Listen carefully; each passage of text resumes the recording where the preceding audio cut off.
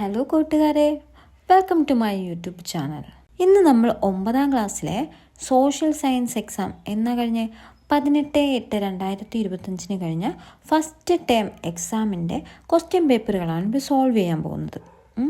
അപ്പോൾ ഇന്ന് അതിനായിട്ട് തിരഞ്ഞെടുത്തിരിക്കുന്ന വിഷയം സോഷ്യൽ സയൻസ് ആണ്. ഫസ്റ്റ് എക്സാമായ സോഷ്യൽ സയൻസിൻ്റെ ക്വസ്റ്റ്യൻ പേപ്പർ അനാലിസിസ് ആണ് ഈ വീഡിയോയിലൂടെ ഞാൻ ചെയ്യുന്നത്. അപ്പോൾ നമുക്ക് മൊത്തം 80 മാർക്കിനാണ് എക്സാം നടത്തുന്നത്.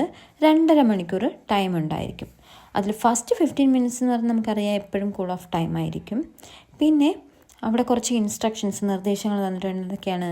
Read the questions and instructions carefully and write the answers. അപ്പോൾ എന്താണ്, ക്വസ്റ്റ്യൻസ് ഒക്കെ നല്ല ശ്രദ്ധയോടെ വായിച്ച് ഉത്തരം എഴുതാനാണ് പറയുന്നത്. പിന്നെന്താ, answer the questions considering score and time. എന്നിട്ട് നമ്മുടെ സ്കോറിനും അതുപോലെ ടൈമിനും അനുസരിച്ച് വേണം എന്താണ് ഉത്തരം എഴുതുക. അതെപ്പോഴും തെറ്റ് പറ്റുന്ന ഒരു കാര്യമാണ് അല്ലേ. നമ്മളൊരു ക്വസ്റ്റ്യൻ ചിലപ്പോൾ 1 മാർക്കിനുള്ളതായിരിക്കും. അപ്പോൾ 1 മാർക്കിനുള്ള ക്വസ്റ്റ്യന് ഒരു കുറച്ച് എഴുതിയാൽ മതി അല്ലേ. അത് ചിലപ്പോൾ നമ്മൾ പഠിച്ചതായതുകൊണ്ട് 1 മാർക്കിന് നമ്മൾ എടുത്ത് വെച്ചിട്ട് 5 മാർക്കിനുള്ള പോലെ വലിച്ച് എഴുതാൻ നിൽക്കണ്ട. 1 മാർക്കിനാണെങ്കിൽ 1 വേർഡ് ഒരു സെൻറ്റൻസിലൊക്കെ ഒതുക്കാണ്ടായിരിക്കും. അതും കൂടുതൽ നമുക്കിവിടെ ഓപ്ഷനൊക്കെ തരും. അപ്പോൾ അത് മാത്രം എടുത്തെഴുതാൻ മതി. നിങ്ങൾ കൂടുതലായിട്ട് എഴുതണ്ട. നമ്മൾ സമയത്തിനനുസരിച്ച് പെട്ടെന്ന് ചെയ്യണമെന്നാണ് അവിടെ അടുത്ത ഇൻസ്ട്രക്ഷൻ. അടുത്തെന്താണ്? Attempt any one question from each section having choice. അതായത് ചോയ്സ് ഉള്ള ക്വസ്റ്റ്യൻസ് ഉണ്ട്. എന്ന് വെച്ചാൽ എന്താണ്? ഓർ ഈ ക്വസ്റ്റ്യൻ, അതായത് എ ഓർ ബി, അതായത് 2 ക്വസ്റ്റ്യൻ തന്നിട്ട് ഒന്നാമതൊരു ക്വസ്റ്റ്യൻ കഴിഞ്ഞിട്ട് ഓർന്ന് എഴുതി അടുത്ത ക്വസ്റ്റ്യൻ തരും അല്ലേ. അപ്പോൾ അങ്ങനെയുള്ള ക്വസ്റ്റ്യനിൽ നമ്മൾ ഏതെങ്കിലും ഒന്നിന് ഉത്തരം എഴുതിയാൽ മതി. അത് നിങ്ങൾ നോക്കുക, നിങ്ങൾക്ക് ഏറ്റവും നന്നായിട്ട് ഉത്തരം എഴുതാൻ പറ്റുന്ന ഏതാണോ അത് ചൂസ് ചെയ്യുക. ഓക്കെ, അപ്പോൾ നമുക്ക് ക്വസ്റ്റ്യൻസിലോട്ട് കിടക്കാം. Answer all questions from 1 to 8. Each carries 1 score.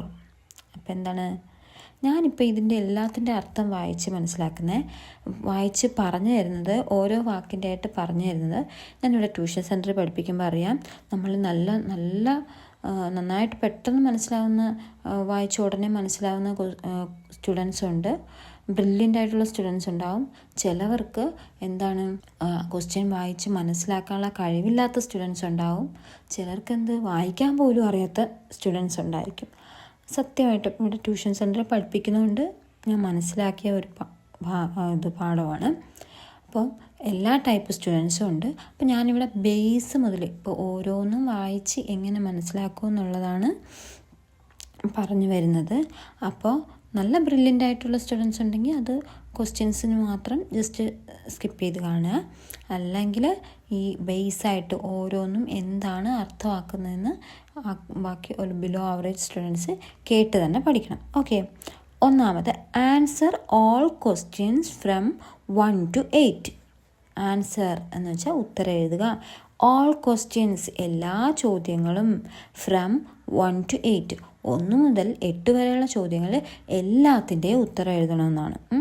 Each carries 1 score. ഓരോന്നിനും 1 മാർക്ക് ഉണ്ടെന്നാണ്. ഓക്കെ, ഓരോന്നും 1 മാർക്ക് എഴുതണം. എല്ലാം 1 മുതൽ 8 വരെയുള്ള ഒന്നും സ്കിപ്പ് ചെയ്യാൻ പാടില്ല, 8ഉം ചെയ്യണം. അവിടെ ഒരു ചോയ്സോ ഒന്നും ഇല്ലെന്നാണ് പറയുന്നത്. അപ്പോൾ ഒന്നാമത്തെ ക്വസ്റ്റ്യൻ ഇവിടെ നോക്കൂ. Identify the period to which tools in the given pictures are related. അപ്പോൾ എന്താണ്, ഇവിടെ ഒരു പിക്ചറും തന്നിട്ടുണ്ട്, ഒരു ക്വസ്റ്റ്യനും തന്നിട്ടുണ്ട്. എന്താ? ഐഡൻറ്റിഫൈ എന്ന് വെച്ചാൽ തിരിച്ചറിയുക, തിരഞ്ഞെടുത്തെഴുതുക. ദ പീരീഡ് എന്ന് വെച്ചാൽ എന്താണ്? കാലഘട്ടം. To which tools in the given picture. അപ്പോൾ താഴെ തന്നിരിക്കുന്ന ചിത്രത്തിലെ ഉപകരണങ്ങൾ ആർ റിലേറ്റഡ്, ഏത് കാലഘട്ടവുമായി ബന്ധപ്പെട്ടിരിക്കുന്നു എന്നാണ് ഒന്നാമത്തെ ക്വസ്റ്റ്യൻ. ഇവിടെ കുറച്ച് പിക്ചർ തന്നിട്ടില്ലേ, നമ്മളിത് നോക്കുക. എന്നിട്ട് കുറച്ച് ഓപ്ഷൻ തന്നിട്ടുണ്ട്. പാലിയോലിത്തിക്. അപ്പോൾ നമ്മൾ ടെക്സ്റ്റ് ബുക്കിൽ ഓർക്കുക, പാലിയോലിത്തിക്കിൻ്റെ ഇതാണോ? അല്ല. മീസോലിത്തിക്കിൻ്റെ ഇതാണോ? അല്ല. ബ്രോൺസ് ഏജിൻ്റെ ഇതായിരുന്നോ? അല്ല. അപ്പോൾ നമ്മൾ ആ പിക്ചർ, അപ്പോൾ ഏത് കാലഘട്ടം പഠിച്ചാലും അവിടെ ഉപയോഗിച്ചിരുന്ന ആ ടൂൾസിൻ്റെ പിക്ചർ കൂടെ ഒന്ന് എന്താണ് സ്ക്രീൻഷോട്ട് എടുത്ത് വെക്കുക. എന്ന് വെച്ചാൽ മനസ്സിലൊന്ന് പതിപ്പിച്ച് വെക്കുക. അപ്പോൾ ഇതെന്ന് പറഞ്ഞാൽ നിയോലിത്തിക് ഏജിൽ ഉപയോഗിച്ചിരുന്ന ടൂൾസിൻ്റെ പിക്ചറാണ് ഇവിടെ കൊടുത്തിട്ടുള്ളത്. അപ്പോൾ ഒന്നാമത്തിൻ്റെ ആൻസർ നിയോലിത്തിക് ഏജ്. ഓക്കെ, ഇനി രണ്ടാമത്തെ ക്വസ്റ്റ്യൻ എന്ന് പറയുന്നത് identify the person from the following hints. അപ്പോൾ എന്താണ്, ഇവിടെ എന്താ തിരഞ്ഞെടുക്കേണ്ട? ഐഡൻറ്റിഫൈ ദ പേഴ്സൺ, വ്യക്തിനെ, ഫ്രം നിന്നും, ഏതിൽ നിന്നും? ദ ദ ഫോളോയിങ് ഹിൻസ്, താഴെ കൊടുത്തിരിക്കുന്ന ഈ കുറച്ച് ഹിൻസ്, സൂചനകൾ തന്നിട്ടുണ്ട്. അത് വായിച്ചിട്ട് നമ്മൾ അത് ഏത് വ്യക്തിനെ കുറിച്ചാണ് പറയുന്നതെന്ന് എഴുതാനാണ്. ഓക്കെ, ഇത് ടെക്സ്റ്റ് ബുക്കിൽ അതുപോലെ കൊടുത്തിട്ടുണ്ട്. അറിയാം, ഇന്നലെ ഇത് ഇവിടെ ട്യൂഷൻ പഠിപ്പിച്ചപ്പോൾ എക്സാമിൻ്റെ തലേ ദിവസം ഞാനിവിടെ പറഞ്ഞു കൊടുത്ത ക്വസ്റ്റ്യനാണിത്. അപ്പോൾ എൻ്റെ സ്റ്റുഡൻ്റൊക്കെ എഴുതിയിട്ടുണ്ടെന്നാണ് പറഞ്ഞത്. ഓക്കെ, ഇതാ സെയിം ക്വസ്റ്റ്യൻ അതുപോലെ ചോദിച്ചിട്ടുണ്ട്. എന്താണ്? ബോൺ ഇൻ ലുംബിനി, അതായത് ലുംബിനിയിൽ ജനിച്ചു. Attained enlightenment at Bodh Gaya in Bihar. അപ്പോൾ എന്താണ്? എൻലൈറ്റ്മെൻറ്റ് പ്രാപിച്ചത് എവിടെയാണ്? ബീഹാറിലെ ബോധ് ഗയയിലാണ്. ഓക്കെ, അടുത്ത് delivered his first sermon at Sarnath. Attain nirvana at Kushinara. അപ്പോൾ ഇതൊക്കെ നമ്മൾ ഏതിലാന്ന് ഇന്നലെ പറഞ്ഞു തന്നതാണ് ഈ ക്വസ്റ്റ്യൻ. അപ്പോൾ ഡീറ്റെയിൽ ആയിട്ട് ഞാൻ പറഞ്ഞു തന്നിട്ടുണ്ടായിരുന്നു. ടെക്സ്റ്റ് ബുക്കിൽ അതുപോലെ കൊടുത്തിട്ടുണ്ട് ഇവിടെ ഇത്. അപ്പോൾ ഇതാരാണ്? യെസ്, ഗൗതമ ബുദ്ധയാണ് ലുംബിനി. അത് ഈസി ക്വസ്റ്റ്യൻ ആയിരുന്നു, അത് നമുക്ക് ആൻസർ ചെയ്യാം. ഓക്കെ, അപ്പോൾ ഓപ്ഷൻ എ ഗൗതമ ബുദ്ധയാണ്. ഓക്കെ, അപ്പോൾ രണ്ടാമത്തെ ക്വസ്റ്റ്യൻ എന്തായാലും മാറും. അടുത്ത് മൂന്നാമത്തെ ക്വസ്റ്റ്യൻ. മൂന്നാമത്തെ ക്വസ്റ്റ്യൻ നമ്മൾ ഇന്നലെ പഠിച്ചത് തന്നെയായിരുന്നു.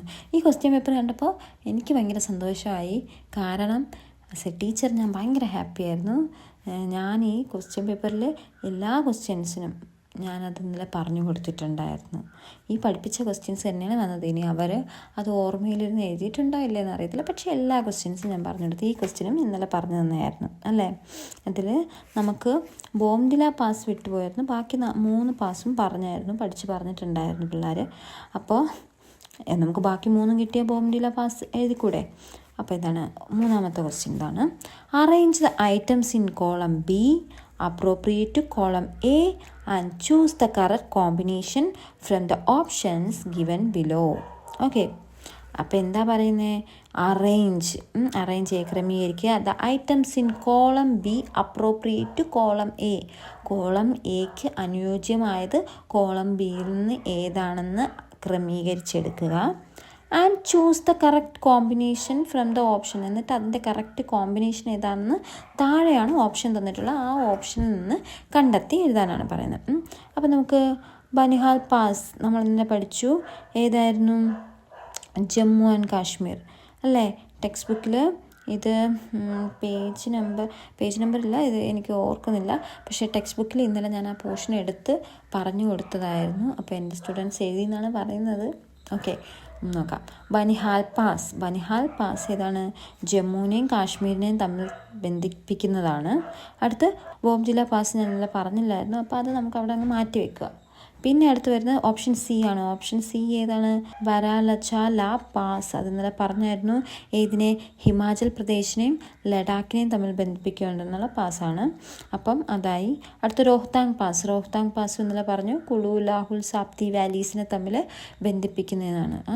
അപ്പോൾ എന്താണ്? അപ്പോൾ ഈ 3ൻ്റെ ആൻസർ അറിയാമെങ്കിൽ നമുക്ക് ഒബ്വിയസ്ലി ബോംഡില പാസ് ഏതായിരിക്കും? ഫസ്റ്റ് 1 ആയിരിക്കും അല്ലേ. അരുണാചൽ പ്രദേശിനെ ബന്ധിപ്പിച്ചിട്ടുള്ള. ഓക്കെ, അപ്പോൾ ഇതെല്ലാം കറക്റ്റായിട്ട് വരുന്ന ഏതാണ്? എ 3, ബി 1, സി 4, ഡി 2 അല്ലേ. അപ്പോൾ കറക്റ്റ് ഓപ്ഷൻ ഇവിടെ കൊടുത്തിരിക്കുന്നത് സി ആണ്. അപ്പോൾ അതിൻ്റെയും 1 മാർക്കായി. Okay, next 4th question. അതും ഇന്നലെ ഇവിടെ പഠിപ്പിച്ച് കൊടുത്ത് ക്വസ്റ്റ്യനാണ്. അത് കണ്ടപ്പോഴും സന്തോഷം. എന്താണ്? India signs diplomatic agreement with Sri Lanka. അപ്പോൾ ഇത് നമ്മൾ ലിസ്റ്റുകൾ പഠിപ്പിച്ചപ്പോൾ പഠിച്ചതാണ് അല്ലേ. ഞാൻ പറഞ്ഞായിരുന്നു യൂണിയൻ ലിസ്റ്റ്, ആ ലിസ്റ്റ് ഇമ്പോർട്ടൻ്റ് ആണ്, അത് പഠിച്ചോണമെന്ന് പറഞ്ഞായിരുന്നു. India signs diplomatic agreement with Sri Lanka. അത് ആ ടെക്സ്റ്റ് ബുക്കിൽ ഈ ഒരു സംഭവം, ഈ ഒരു സ്റ്റേറ്റ്മെൻറ്റ് അവിടെ കൊടുത്തിട്ടുമുണ്ട്. അതായത് ഇന്ത്യ ഡിപ്ലോമാറ്റിക് എഗ്രിമെൻറ്റ് ആരുമായിട്ടാണ്? ഇന്ത്യ ശ്രീലങ്കയായിട്ട് ഡിപ്ലോമാറ്റിക് എഗ്രിമെൻറ്റ് സൈൻ ചെയ്തു എന്ന്. അപ്പോൾ അവിടെ എന്താ? ഇന്ത്യയും ശ്രീലങ്കയും അപ്പോൾ ഇന്ത്യ ശ്രീലങ്ക നമ്മുടെ ഫോറിൻ കൺട്രിയാണ്. അപ്പോൾ ഫോറിൻ കൺട്രിയായിട്ടുള്ള ആ ഒരു റിലേഷൻഷിപ്പ് കാണിക്കുന്നത്. അപ്പോൾ നമ്മൾ ഏത് ലിസ്റ്റിൽ വരുമെന്ന് നമ്മൾ മറ്റേ ലിസ്റ്റ് പഠിപ്പിച്ചപ്പോൾ പറഞ്ഞായിരുന്നു. അപ്പോൾ ഇതേത്? Identify the list in the 7th schedule of the constitution of India related to the above mentioned event. എന്ന് വെച്ചാൽ ഐഡൻറ്റിഫൈ നമ്മൾ തിരിച്ചറിയുക. ദ ലിസ്റ്റ് ഏത് ലിസ്റ്റിലാണ് വരുന്നത്? ഇൻ ദ 7th ഷെഡ്യൂളിൽ ഏത് ലിസ്റ്റിലാണ് മുകളിൽ കൊടുത്തിരിക്കുന്ന ഇവൻ്റ് വരുന്നത് എന്നാണ് ചോദ്യം. അപ്പോൾ അതിനേതായിരിക്കും? നമ്മൾ പഠിച്ചു യൂണിയൻ ലിസ്റ്റ് ഉണ്ട്, സ്റ്റേറ്റ് ലിസ്റ്റ് ഉണ്ട്, കൺകറൻറ്റ് ലിസ്റ്റ് ഉണ്ട്. അപ്പോൾ പിന്നെ റെസിഡ്യൂറി പവേഴ്സ് വേറെ ഏതാണ്?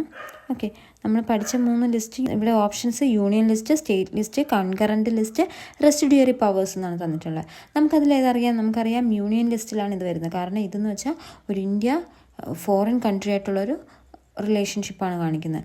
അപ്പോൾ എന്താ, അത് ഫോറിൻ അഫയേഴ്സ് ഏതിനകത്താണ് വരുന്നത്? യൂണിയൻ ലിസ്റ്റിനകത്താണ് വരുന്നത്. അതുകൊണ്ട് ആൻസർ ഓപ്ഷൻ എ യൂണിയൻ ലിസ്റ്റാണ് വരുന്നത്. ഇനി അടുത്ത 5ാമത്തെ ക്വസ്റ്റ്യൻ. അപ്പോൾ അത് പഠിപ്പിച്ച ക്വസ്റ്റ്യൻ ആണ്, അത് ഹാപ്പിയാണ്.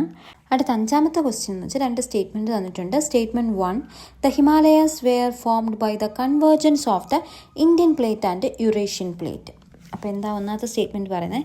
Himalaya were formed by the convergence of Indian plate and Eurasian plate. അതായത് ഇന്ത്യൻ പ്ലേറ്റും യൂറേഷ്യൻ പ്ലേറ്റും ഇങ്ങനെ ടുവേർഡ്സ് അല്ലെങ്കിൽ ക്ലോസ് ആയിട്ട് വന്ന് ആ ഒരു കൺവേർജൻസ് കാരണമാണ് നമ്മുടെ ഹിമാലയാസ് ഉണ്ടായതെന്നാണ് ഓപ്ഷൻ എ പറയുന്നത്. സ്റ്റേറ്റ്മെൻറ്റ് 1 പറയുന്നത്. സ്റ്റേറ്റ്മെൻറ്റ് 2 പറയുന്നത് fold mountains are formed along the divergent boundary. അപ്പോൾ ഫോൾഡ് മൗണ്ടെയ്ൻസ് നമുക്കറിയില്ല, ഫോൾഡ് ഇങ്ങനെ മടങ്ങി ഇങ്ങനെ ഇരിക്കുന്ന ആ mountains are formed along the divergent boundary കൊണ്ടാണ് ഉണ്ടായതെന്നാണ് പറയുന്നത്. അപ്പോൾ അനലൈസ് ദ എബോവ് സ്റ്റേറ്റ്മെൻറ്റ്സ്, ഈ 2 സ്റ്റേറ്റ്മെൻറ്റും വിശകലനം ചെയ്തിട്ട് and choose the correct answer, എന്നിട്ട് correct answer from the option given below, താഴെ തന്നിരിക്കുന്ന ഓപ്ഷനിൽ നിന്ന് കറക്റ്റ് ആൻസർ സെലക്ട് ചെയ്യുക. അതാണ് 5ാമത്തെ ക്വസ്റ്റ്യൻ. അപ്പോൾ ഇവിടെ എന്താണ്? Only 1 is correct, only 2 is correct, 1 and 2 are correct. ഇത് അപ്പോൾ ശരിക്കും പറഞ്ഞാൽ ഈ സ്റ്റേറ്റ്മെൻറ്റിലെ ആൻസർ എ ആണ്. അതായത് ഓൺലി 1 ഈസ് കറക്റ്റ്. 1ാമത്തെ സ്റ്റേറ്റ്മെൻ്റ് ആണ് ശരിയായിട്ടുള്ളത്. The Himalayas were formed by the convergence of Indian plate and Eurasian plate. അതാണ് ശരിയായ ഉത്തരം. ഓക്കെ, അടുത്ത 6th ക്വസ്റ്റ്യൻ എന്ന് പറഞ്ഞാൽ some information related to human life in the Palaeolithic age are given below. അപ്പം ഇതും ഇന്നലെ പഠിപ്പിച്ചു കൊടുത്തതാണ്, പറഞ്ഞതാണ്. അപ്പം ഇതും നന്നായിട്ട് നിങ്ങൾ ആൻസർ ചെയ്യുന്നു ഞാൻ വിശ്വസിക്കുന്നു. അപ്പോൾ some information related to human life in the Palaeolithic age are given below. അതായത് സം ഇൻഫർമേഷൻ, കുറച്ച് വിവരങ്ങൾ തന്നിട്ടുണ്ട് related to human life in paleolithic age. അതായത് പാലിയോലിത്തിക് ഏജ് ആ കാലഘട്ടത്തിലെ എന്താണ് അവിടുത്തെ മനുഷ്യജീവിതം എങ്ങനെയാണെന്നുള്ളതിനെ കുറിച്ചുള്ള കുറച്ച് വിവരങ്ങളാണ് താഴെ തന്നിട്ടുള്ളത്. 1 എന്തൊക്കെയാണ് പറഞ്ഞത്? Lived in caves and open spaces. എന്താണ്, അവർ ഗുഹകളിലും തുറസായ സ്ഥലങ്ങളിലുമാണ് താമസിച്ചിരുന്നത്. 2ാമത്തെ പറയുന്നത് യൂസ് ഓഫ് മൈക്രോലിത്സ്. അതായത് മൈക്രോ എന്ന് വെച്ചാൽ ചെറിയ, ലിത്ത് എന്ന് വെച്ചാൽ സ്റ്റോൺ, കല്ല്. അപ്പോൾ ചെറിയ കല്ലുകളാണ് അവർ ഉപയോഗിച്ചിരുന്നത് എന്ന് പറയുന്നത്. 3ാമത്തെ എന്താ പറഞ്ഞാൽ? Food was not stored. അത് എന്താണ്, ആഹാരം ശേഖരിച്ച് വെച്ചിട്ടില്ലായിരുന്നു. 4ാമത്തെ പറയുന്നത് bands were the basic unit of society. അതായത് സമൂഹത്തിൻ്റെ അടിസ്ഥാന യൂണിറ്റ് എന്ന് പറയുന്ന ബാൻസ് ആയിരുന്നു. നിങ്ങൾ ഓർക്കുന്നുണ്ടോ? അപ്പോൾ ഇതിലേതാണ് എന്താണ്? അപ്പോൾ അത്രയും ഓപ്ഷൻ തന്നിട്ടുണ്ട്. ബാൻസ് എന്ന് പറഞ്ഞാൽ നമ്മൾ പറഞ്ഞു പാലിയോലിത്തിക്കിൽ പറഞ്ഞു എന്താണ്, ഗ്രൂപ്പ് ഓഫ് പീപ്പിൾ 100ൽ കുറവുള്ള ഇങ്ങനെ ഗ്രൂപ്പ് ഓഫ് പീപ്പിൾസ്, ഇങ്ങനെ ഗ്രൂപ്പ് ഓഫ് മെമ്പേഴ്സ് ഇങ്ങനെ ഒരുമിച്ച് താമസിക്കുമ്പോൾ അതിന് നമ്മൾ ബാൻസ് എന്ന് പാലിയോലിത്തിക് ഏജിൽ പറഞ്ഞിട്ടുണ്ടായിരുന്നു. അപ്പോൾ ഇത്രയും നമുക്ക് തന്നിട്ടുള്ള 4 ഓപ്ഷനുണ്ട്. ഇന്ന് ക്വസ്റ്റ്യൻ ഇതാണ്, choose the correct answer from the options given below. അപ്പോൾ താഴെ കുറച്ച് ഓപ്ഷൻസ് തന്നിട്ടുണ്ട്, അതിൽ നിന്ന് കറക്റ്റ് ആൻസർ സെലക്ട് ചെയ്യാവുന്നതാണ്. അപ്പോൾ എന്താണ്, ഇതിലേതൊക്കെ വരും നോക്കാം. 1ാമത്തെ lived in caves and open spaces. നമുക്കറിയാം പാലിയോലിത്തിക് ഏജ് എന്ന് വെച്ചാൽ പണ്ടത്തെ കാലത്ത് ആദ്യം ഒരു ഫസ്റ്റ് പീരീഡാണ്. അവിടെ അവർ ഗുഹകളിലും ഓപ്പൺ സ്പേസസ് തുറസായ സ്ഥലങ്ങളിലുമാണ് താമസിക്കുന്നത്. അപ്പോൾ അത് ശരിയാണ്. പാലിയോലിത്തിക് ഹ്യൂമൻ ലൈഫാണത്. അപ്പോൾ അത് കറക്റ്റാണ്. അപ്പോൾ ഒന്നുണ്ട്. അടുത്ത യൂസ് ഓഫ് മൈക്രോലിത്സ് ചെറിയ കല്ലുകൾ ഉപയോഗിച്ചിരുന്നു. അത് എവിടെയാണ് വരുന്നത്? അത് മീസോലിത്തിക്കിലോട്ടാണ് വരുന്നത്. ഇവിടെ നമുക്കറിയാം റഫ് സ്റ്റോൺസ്, ഫസ്റ്റ് പഠിച്ചു റഫ് സ്റ്റോൺസ്. ആദ്യം ഇവർ പരിക്കൻ കല്ലുകൾ ഉപയോഗിച്ചിട്ടാണ് പിന്നെ അതിലോട്ട് മൈക്രോലിത്തിലോട്ട് പോയത്. അപ്പോൾ അതിവിടെ അത് തെറ്റാണ്, റോങ് ആയിട്ടുള്ളതാണ്. യൂസ് ഓഫ് മൈക്രോലിത്സ് പാലിയോലിത്തിക് ലൈഫിലല്ല. അടുത്ത് വരുന്നത് 3 ഫുഡ് വാസ് നോട്ട് സ്റ്റോർഡ്. ശരിയാണ്, ഇവർക്ക് ആഹാരം ശേഖരിച്ച് വെക്കണം എന്നുള്ളതിനെക്കുറിച്ചുള്ള ഒരു അറിവൊന്നുമില്ലായിരുന്നു. അപ്പോൾ അതുകൊണ്ട് അവർ ശേഖരിച്ചിട്ടില്ലായിരുന്നു. അപ്പോൾ അതും കറക്റ്റാണ്. പാലിയോലിത്തിക്കിലെ ഹ്യൂമൻ ലൈഫാണ്, സമ്മതിക്കുന്നു. 4ാമത്തത് bands were the basic unit of society. അപ്പോൾ അന്നത്തെ സമൂഹത്തിലെ എന്താണ് അടിസ്ഥാന യൂണിറ്റ് എന്ന് വെച്ചാൽ ബാൻസ് ആണ്. അപ്പോൾ അത് നമുക്ക് ടെക്സ്റ്റ് ബുക്കിൽ ഇത് കൊടുത്തിട്ടുണ്ട് കറക്റ്റായിട്ട്. അപ്പോൾ അതും നമുക്ക് ശരിയായ ഉത്തരമാണ്. അപ്പം നമുക്കിതിന് ഏതായിരിക്കും ആൻസർ? Option C 1, 3, 4. അതായത് ഇതിൽ ശരിയായത് ഏതൊക്കെയെന്ന് എടുത്തെഴുതുക. അപ്പോൾ ഒന്നാമത്തെ ഓപ്ഷൻ ശരിയാണ്, രണ്ടാമത്തെ തെറ്റ്, മൂന്നാമത്തെ ഓപ്ഷൻ ശരിയാണ്, നാലാമത്തെ ഓപ്ഷൻ ശരിയാണ്. ഓക്കെ, അപ്പോൾ 6. ഇനി അടുത്ത് 7ാമത്തെ ക്വസ്റ്റ്യൻ. അസേഷൻ എ റീസൺ ആറിന് തന്നിട്ടുണ്ട്. എന്താണ്? The rivers flowing through Bhabar region are not visible. അപ്പം നമ്മൾ പഠിച്ചു, ഇതും പഠിച്ച ക്വസ്റ്റ്യൻ ഇന്നലെ പറഞ്ഞത്. ഈ ക്വസ്റ്റ്യൻ പഠിക്കണമെന്ന് പറഞ്ഞായിരുന്നു, അതുപോലെ വന്നിട്ടുണ്ട്. Okay, the rivers flowing through Bhabar region are not visible. അപ്പോൾ എന്താ, ബാബർ റീജിയനിലൂടെ ഫ്ലോ ചെയ്യുന്ന എന്താണ് നദികൾ എന്താ വിസിബിൾ അല്ല എന്ന് പറഞ്ഞു, കാണാൻ പറ്റുന്നില്ല എന്ന് പറഞ്ഞു. അപ്പോൾ അതിൻ്റെ കാരണം എന്താണ്? കാരണമെന്ന് ഇവർ പറയുന്നത്, നമ്മൾ പഠിച്ചു ബാബർ റീജിയൻ പഠിച്ചു, അവിടെ നമുക്ക് റിവേഴ്സിനെ നമുക്ക് കാണാൻ പറ്റത്തില്ല എന്ന്. അപ്പോൾ ഇതിൻ്റെ റീസൺ ഇവർ പറയുന്നത്, this zone of the plains are formed by the deposition of rocks and boulders brought by the rivers flowing from the mountains. അതായത് കുന്നും പുറത്തുനിന്ന് ഇങ്ങനെ ഒഴുകി വരുന്ന നദികൾ എന്താണ്, റോക്സും മറ്റും കൊണ്ടുവരുന്നതാണ്. അവയുടെ ഡെപ്പോസിഷൻ അവയുടെ അടിഞ്ഞുകൂടി, അതുകൊണ്ടാണ് ഈ നദികൾ ഒഴുകുന്നത്, നദികൾ വിസിബിൾ അല്ലാത്തതെന്ന് ആണ് കാരണമെന്ന് പറയുന്നു. അപ്പോൾ ഇതാണ് നമുക്ക് പറഞ്ഞിട്ടുള്ളത്. അപ്പോൾ choose the correct answer from the options given. അപ്പോൾ ഇതൊന്ന് കറക്റ്റ് ആൻസർ ചൂസ് ചെയ്യാനാണ് പറയുന്നത്. Yes, option A, both A and R are correct. രണ്ടും എയും ആറും ശരിയാണ്. And R is the correct explanation of A. അതായത് രണ്ടാമത് പറഞ്ഞ ആ റീസൺ, ഒന്നാമത് ഇത് കാണാൻ പറ്റുന്നില്ല എന്ന് പറഞ്ഞതിൻ്റെ കറക്റ്റ് കാരണം ഈ രണ്ടാമത് പറഞ്ഞ ആറ് തന്നെയാണ് എന്ന് സമ്മതിക്കുന്നതുകൊണ്ട് ഓപ്ഷൻ എ ആണ് ഇവിടെ ആൻസർ. ഓക്കെ, ഇനി അടുത്ത ലാസ്റ്റത്തെ ക്വസ്റ്റ്യൻ, 8ാമത്തെ ക്വസ്റ്റ്യൻ, മീൻസ് ഫസ്റ്റ് പാർട്ടിലെ 8ാമത്തെ ക്വസ്റ്റ്യൻ. എല്ലാത്തിനും 1 മാർക്ക്, ഇതിനും 1 മാർക്ക് കിട്ടും. അടുത്ത 8ാമത്തെ ക്വസ്റ്റ്യൻ എന്താണ്? Find out the factors that led Magadha to become the most prominent among the 16 Mahajanapadas. അപ്പോൾ ഇത് നമ്മളിവിടെ പഠിച്ചതാണ്. എന്താ? ഫൈൻഡ് ഔട്ട്, കണ്ടെത്തുക, ദ ഫാക്ടേഴ്സ്, ഘടകങ്ങൾ, ദാറ്റ് ലെഡ് അത് നയിച്ചു, മഗധയെ ടു ബിക്കം ആയിത്തീരാൻ, ദ മോസ്റ്റ് പ്രൊമിനൻറ്റ് ഏറ്റവും പ്രമുഖൻ, എമംഗ് ദ 16 മഹാജനപദാസ്. അപ്പോൾ 16 മഹാജനപദാസ് ഉണ്ട്. അതിനകത്ത് ഏറ്റവും ഇമ്പോർട്ടൻ്റ് ആയിട്ട് അല്ലെങ്കിൽ ഏറ്റവും മുഖ്യനായിട്ട് മഗധ സാമ്രാജ്യം മാറാനുള്ള കാരണങ്ങൾ അല്ലെങ്കിൽ അതിനെ സഹായിച്ച ഘടകങ്ങൾ എന്തൊക്കെയെന്നാണ് ഇവിടെ ചോദിച്ചത്. ഓക്കെ, അപ്പോൾ ഇവിടെ ഓപ്ഷൻസ് തന്നിട്ടുണ്ട്. 1, 2, 3 3 ഓപ്ഷൻ തന്നിട്ടുണ്ട്. ഒന്നെന്താണ്?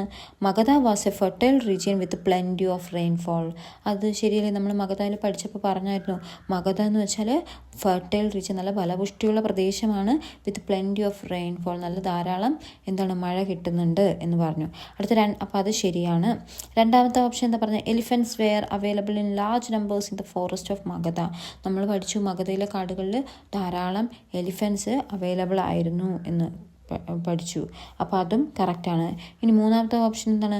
Copper was easily available in Magadha. മഗധയിൽ കോപ്പർ മഗധയിൽ നമ്മൾ പഠിച്ചപ്പോൾ അവിടെ അയണിനെ കുറിച്ചാണ് സംസാരിച്ചിരുന്നത്. അപ്പോൾ നമുക്ക് ഓപ്ഷൻ 3 നമുക്ക് റോങ് ആയിട്ട് എടുക്കാം. ഫസ്റ്റും 2 അല്ല. അപ്പോൾ answer option B, both 1 and 2 are correct. അപ്പോൾ ഫസ്റ്റ് പാർട്ട് കഴിഞ്ഞു. ഇനി അടുത്ത പാർട്ട് പറയുന്നത് answer the questions from 9 to 13 in 2 or more sentences. Each carries 2 score. അപ്പോൾ ഇനി 2 മാർക്കിൻ്റെ ക്വസ്റ്റ്യനാണ്. 2 മാർക്കിൻ്റെ ക്വസ്റ്റ്യൻ നമ്മൾ ആൻസർ എഴുതുമ്പോൾ അവർ പറയുന്ന കണ്ടീഷൻ എന്ന് വെച്ചാൽ എന്താണ്? 2 അതിൽ കൂടുതലോ സെൻറ്റൻസസ്. അപ്പോൾ 2 സെൻറ്റൻസ് കമ്പൽസറി ആയിട്ടും വേണം. അപ്പോൾ ഇനിയുള്ളതിനെല്ലാം 2 മാർക്ക് ക്വസ്റ്റ്യന് 2 സെൻറ്റൻസ് മസ്റ്റായിട്ടും വേണം. 9ാമത്തെ ക്വസ്റ്റ്യൻ എന്ന് വെച്ചാൽ അവിടെ നോക്കുമ്പോൾ നമുക്കറിയാം A-B ഓർ ക്വസ്റ്റ്യൻ ആണ്, ഒരു ചോയ്സാണ്. നമുക്ക് A അല്ലെങ്കിൽ B ഏതാണ് നമുക്ക് ഓർമ്മയിൽ നിൽക്കുന്നതെന്ന് തോന്നുന്നു അത് സെലക്ട് ചെയ്യാം. അപ്പോൾ 9ാമത്തെ ക്വസ്റ്റ്യനിൽ Aയും Bയും ഈ 2 ക്വസ്റ്റ്യനും ഞാനിവിടെ എക്സാമിൻ്റെ തലേദിവസം നമ്മുടെ ട്യൂഷൻ സെൻറ്ററിൽ പറഞ്ഞിട്ടുള്ളതായിരുന്നു. അപ്പോൾ 2ൻ്റെ ആൻസർ അവർക്കറിയായിരിക്കും. എന്നാൽ ഏതാണ് അവർക്ക് ഈസി എന്ന് തോന്നിയത് അത് എഴുതിക്കുക. അപ്പോൾ എൻ്റെ സ്റ്റുഡൻറ്റ് ഇവിടെ ക്വസ്റ്റ്യൻ പേപ്പറിലൊക്കെ എഴുതി വെച്ചിട്ടുണ്ട് ആൻസറൊക്കെ. അപ്പോൾ അതെനിക്ക് കണ്ടപ്പോൾ എനിക്ക് സന്തോഷമായി. അപ്പോൾ നമുക്ക് എ പാർട്ട് പോകാം. Complete the following chart related to the use of tools by primitive humans. അപ്പോൾ എന്താ പറയുന്നത്? കംപ്ലീറ്റ്, പൂർത്തിയാക്കുക. ദ ഫോളോയിങ് ചാർട്ട്, താഴത്ത് കൊടുത്തിരിക്കുന്ന ആ chart related to the use of tools by primitive humans. അതായത് ആദിമ മനുഷ്യർ ഉപയോഗിച്ചിരുന്ന ഉപകരണങ്ങൾ, അതിൻ്റെ ഉപയോഗത്തെ ബന്ധപ്പെടുത്തി താഴെയുള്ള ചാർട്ട് പൂർത്തീകരിക്കുക എന്നാണ് ക്വസ്റ്റ്യൻ. അപ്പോൾ ഇവിടെ നമുക്ക് ടെക്സ്റ്റ് ബുക്കിൽ ഇത് അതുപോലെ തന്നിട്ടുള്ളൊരു ക്വസ്റ്റ്യനാണ്. ഇത് പഠിപ്പിച്ചപ്പോഴും ഞാൻ പറഞ്ഞിട്ടുണ്ടായിരുന്നു ഇമ്പോർട്ടൻറ്റ് ക്വസ്റ്റ്യൻ ആണെന്ന്. അപ്പോൾ അതുപോലെ വന്നിട്ടുണ്ട്. അപ്പോൾ എന്താണ് ഇതാ യൂട്ടിലൈസേഷൻ എന്ന് പറഞ്ഞാൽ എന്താ അത്, അതിൻ്റെ definition: A method of using available stones without changing their shape. എന്ന് വെച്ചാൽ എ മെത്തേഡ് രീതിയാണ്, യൂസിങ് അവൈലബിൾ സ്റ്റോൺസ്, അതായത് നമുക്ക് ലഭ്യമായിട്ടുള്ള കല്ലുകളെ വിത്തൗട്ട് ചേഞ്ചിങ് മാറ്റമില്ലാതെ, ദെയർ ഷേപ്പ് അവയുടെ ആകൃതിക്ക് ഷേപ്പൊന്നും ഇല്ലാതെ അതുപോലെ നമ്മൾ ഉപയോഗിക്കുന്ന രീതിനെയാണ് നമ്മൾ യൂട്ടിലൈസേഷൻ എന്ന് പറയുന്നത്. ഓക്കെ, അടുത്തത് രണ്ടാമത് എ പാർട്ട്, അതാണ് നമ്മൾ കണ്ടുപിടിക്കേണ്ടത്. ഡേഷ് ഇട്ട് തന്നിരിക്കുന്നത്, ബ്ലാങ്ക് ചെയ്ത് തന്നിരിക്കുന്നത്. അതിൻ്റെ ഡെഫിനിഷൻ ഇങ്ങനെയാണ്: a method of using available stones by changing their shape. A method ഒരു രീതിയാണ്, യൂസിങ് അവൈലബിൾ സ്റ്റോൺസ് നമുക്ക് അപ്പോൾ ലഭ്യമായിരുന്നിട്ടുള്ള ആ സ്റ്റോൺസിനെ ബൈ ചേഞ്ചിങ് ദെയർ ഷേപ്പ്, നേരത്തെ ഷേപ്പിന് ആകൃതിക്ക് മാറ്റം വരുത്താതെയാണെങ്കിൽ ഇനി ആകൃതിക്ക് മാറ്റം വരുത്തി നമ്മൾ ഉപയോഗിക്കുന്ന ഒരു രീതി ഏതാണെന്നാണ് ആ ക്വസ്റ്റ്യൻ. അതെന്താ, അതിൻ്റെ ആൻസർ എന്താ? ഫാഷനിങ്. അതാണ് ഫാഷനിങ്. ഓക്കെ, അടുത്ത മൂന്നാമത് സ്റ്റാൻഡേർഡൈസേഷൻ എന്ന് പറഞ്ഞിട്ടുണ്ട്. അതിൻ്റെ ഡെഫിനിഷനാണ് നമ്മൾ എഴുതേണ്ടത്. അപ്പോൾ എന്താണ്? The method of making specific tools for each purposes. അതായത് ഈച്ച് പർപ്പസസ്, ഓരോ ആവശ്യങ്ങൾക്കും അതിൻ്റേതായ സ്പെസിഫിക് ആയിട്ടുള്ള ഉപകരണങ്ങൾ ഉപയോഗിക്കുന്ന ആ മെത്തേഡിനെയാണ് നമ്മൾ സ്റ്റാൻഡേർഡൈസേഷൻ എന്ന് പറയുന്നത്. ഓക്കെ, അതായത് അന്നത്തെ കാലത്ത് ആദ്യം മനുഷ്യരിപ്പോൾ എന്താണ് പിന്നെ മൃഗങ്ങളെ വേട്ടയാടാൻ ഉപയോഗിക്കുന്ന കല്ലായിരിക്കത്തില്ല അവർ എന്തിനാ അടുത്ത് വേറൊരു പർപ്പസസിന് ഉപയോഗിക്കുന്നത്. ഇപ്പം അങ്ങനത്തെ ഓരോ പർപ്പസിനും ഓരോ അതിൻ്റേതായ ടൂൾസ് ഉപയോഗിക്കുന്ന ആ ഒരു ഇതിനെയാണ് നമ്മൾ എന്താ പറയുന്നത്? സ്റ്റാൻഡേർഡൈസേഷൻ. ഓക്കെ, അപ്പോൾ ഇത് അല്ലെങ്കിൽ ഇതല്ലെങ്കിൽ അടുത്ത ക്വസ്റ്റ്യൻ നമുക്ക് നോക്കാം. അത് കംപ്ലീറ്റ് ദ ഗിവൻ, അത് ഏറ്റവും ഈസിയാണ്. Complete the given table related to mesolithic centres. Mesolithic കേന്ദ്രങ്ങൾ ഏതാണെന്ന് പറയാനായിരുന്നു അല്ലേ? മീസോലിത്തിക് സെൻറ്റേഴ്സ് ഏതാണ്? സരായ് നഹർ റായ്. അതെവിടെയായിരുന്നു? ഇന്ത്യയിലായിരുന്നു. ഇംഗ്ലണ്ടിലുള്ള മീസോലിത്തിക് സെൻറ്ററാണ് നമ്മൾ കണ്ടുപിടിക്കുന്നത്. അത് എ എന്ന് എഴുതിയിട്ട് ഇംഗ്ലണ്ടിലുള്ള ഏതാണ്? സ്റ്റാർക്കാർ. ഓക്കെ, അത് കഴിഞ്ഞ് നമുക്കറിയാം ഫഹീൻ കേവ്. അതെവിടെയായിരുന്നു? ശ്രീലങ്ക. ഇതും ടെക്സ്റ്റ് ബുക്കിൽ കറക്റ്റായിട്ട് ഇതുപോലെ തന്നെ കൊടുത്തിട്ടുണ്ട്. അപ്പോൾ ആ ക്വസ്റ്റ്യനും നമുക്ക് ഈസി ആയിട്ട് ആൻസർ ചെയ്യാം. അടുത്ത് 10ാമതായി പറയുന്നതാണ് what do you mean by the bugyals. Okay, ഇത് സോഷ്യൽ സയൻസ് സെക്കൻഡിനകത്ത് എന്താണ് പേജ് നമ്പർ 18 വരുന്നതാണ് ബഗ്യാൽസ് എന്ന് പറയുന്നത്. ഓക്കെ, അപ്പോൾ അതെങ്ങനെയായിരുന്നു, എന്താണ് what do you mean by bugyals? ബഗ്യാൽസിൻ്റെ ഡെഫിനിഷൻ എന്താ? The alpine summer meadows along the higher altitude mountain slopes region are called bugyals. അതായത് ആൽപൈൻ സമ്മർ മീഡോസ്, അതായത് നമ്മൾ മീഡോസ് എന്ന് പറഞ്ഞാൽ എന്താണ്? പുൽമേടുകൾ. നമുക്കറിയാം ഹയർ ആൾട്ടിറ്റ്യൂഡ്, അത് നല്ല പൊക്കത്തിലുള്ള ഈ മൗണ്ടെയ്ൻസിൻ്റെ അവിടെ ചിലപ്പോൾ ഒരു പുൽമേട് പോലത്തെ സ്ഥലം കാണും. അപ്പോൾ അതാണ് നമ്മൾ ബഗ്യാൽസ് എന്ന് പറയുന്നത്. അത് the bugyals when get buried under snow during winter is made use of winter tourism in many areas. അപ്പോൾ അതായത് ഈ പുൽമേടുകൾ സമ്മർ കാലത്ത് ഈ പുൽമേടുകളായിട്ട് പുല്ലൊക്കെ നിറഞ്ഞ് നിൽക്കുമെങ്കിലും വിൻ്റർ കാലമാകുമ്പോൾ അതെന്താ മഞ്ഞ് കൊണ്ട് മൂടപ്പെട്ട് കിടക്കും. അപ്പോൾ അവിടെ എന്താണ് വിൻ്റർ സീസണിൽ അവിടെ ടൂറിസം അതിന് വേണ്ടിയിട്ട് പ്രയോജനപ്പെടുത്താറുണ്ട്. അതിന് ഉദാഹരണമായിട്ടുള്ളതാണ് ദയാറ ബഗ്യാലും എന്താണ് ഗോസൻ ബഗ്യാലും ഒക്കെ ഇതിന് ഉദാഹരണമാണ്. ഓക്കെ, അപ്പോൾ 10th ക്വസ്റ്റ്യനും ഇവിടെ പഠിപ്പിച്ചതായിരുന്നു, എക്സാമിന് മുന്നേ പഠിപ്പിച്ചായിരുന്നു, അതും വന്നു. ഓക്കെ, അപ്പോൾ അടുത്ത ക്വസ്റ്റ്യൻ ഇതും പഠിപ്പിച്ചതായിരുന്നു. എന്താണ്? Complete the following as per model given. അപ്പോൾ എന്താണ്? അവിടെ ഒരു മോഡൽ തന്നിട്ടുണ്ട്, അതിനനുസരിച്ച് കംപ്ലീറ്റ് ചെയ്യാനാണ് പറഞ്ഞിരിക്കുന്നത്. ഒന്നതെന്താ? Labour wages. ലേബർ എന്ന് പറഞ്ഞാൽ എന്താണ്? നമ്മൾ തൊഴിൽ ചെയ്യുമ്പോൾ നമുക്ക് വേജസ് എന്ന് വെച്ചാൽ എന്താണ്? നമുക്ക് ശമ്പളം കിട്ടുന്നുണ്ട്. അപ്പോൾ ലാൻഡിന് എന്താ കിട്ടുന്നത്? ലാൻഡിന് റെൻറ്റ്, വാടക കിട്ടും അല്ലേ? ക്യാപിറ്റൽ മൂലധനത്തിന് എന്താണ്? ഇൻട്രസ്റ്റ് കിട്ടും. അപ്പോൾ ലാൻഡ് ഇൻട്രസ്റ്റ്, അതാണ് അവിടുത്തെ ആൻസർ. ഇനി അടുത്ത 12ാമതൊരു ക്വസ്റ്റ്യൻ ആണ്. അതെന്ന് വെച്ചാൽ നമുക്കറിയാം identify the land form marked as A in the picture and explain how it is formed. അപ്പോൾ ഇവിടെ ഒരു പിക്ചർ തന്നിട്ടുണ്ട്, എന്നിട്ട് പറയുകയാണ് identify the land form marked as A. എന്ന് പറഞ്ഞ് മാർക്ക് ചെയ്തിട്ടുള്ള ആ ലാൻഡ് ഫോം ഏതാണെന്ന് എഴുതാനാണ്. അപ്പോൾ ലാൻഡ് ഫോം ഏതാണ്? ഇത് നമ്മൾ ടെക്സ്റ്റിൽ കണ്ടിട്ടുണ്ട്. അത് അലൂവിയൽ ഫാൻ ആണ് അല്ലേ? അലൂവിയൽ ഫാൻ ആണ്. ആൻഡ് അത് മാത്രമല്ല, ക്വസ്റ്റ്യൻ തീർന്നിട്ടില്ല. And explain how it is formed. ഇതെങ്ങനെയാണ് രൂപം കൊണ്ടതെന്ന് വിശദീകരിക്കാനാണ് പറഞ്ഞിട്ടുള്ളത്. അപ്പോൾ അതെങ്ങനെയാണ് രൂപം കൊണ്ടുള്ളത്? When rivers enter a plain from mountainous regions, their velocity decreases abruptly. അതായത് നമുക്കറിയാം വലിയ മൗണ്ടൻ, നമുക്കറിയാം കുന്നും പ്രദേശങ്ങളിൽ നിന്നൊക്കെ എന്താണ് ഈ നദികൾ ഒഴുകുന്നത് നല്ല ഒലിച്ചു പോകും. പക്ഷേ അതൊരു സമതല പ്രദേശത്ത് പരന്ന് കിടക്കുന്ന ഒരു ഫ്ലാറ്റ് ടൈപ്പ് സ്ഥലത്തെത്തുമ്പോൾ എന്താണ് ആ സെയിം ഫോഴ്സിലാണോ വരുന്നത്? അല്ല. അപ്പോൾ അതുപോലെയാണ് when rivers enter a plain from mountainous regions, ആ കുന്നിൻ പ്രദേശത്ത് നിന്ന് ഒഴുകി വരുന്ന നദി ഒരു എന്താണ് സമതല പ്രദേശത്തെത്തുമ്പോൾ ദെയർ വെലോസിറ്റി ഡിക്രീസസ് അബ്രപ്റ്റ്ലി, അതായത് പെട്ടെന്ന് തന്നെ അവിടെ പ്രവേഗം വെലോസിറ്റി കുറയുന്നു, അതിൻ്റെ ആ ഒഴുക്കിൻ്റെ വേഗത എന്താണ് കുറയുന്നുണ്ട്. The sediments alluvium carried by the rivers get deposited in the form of fans. അപ്പോൾ എന്ത് ചെയ്യും?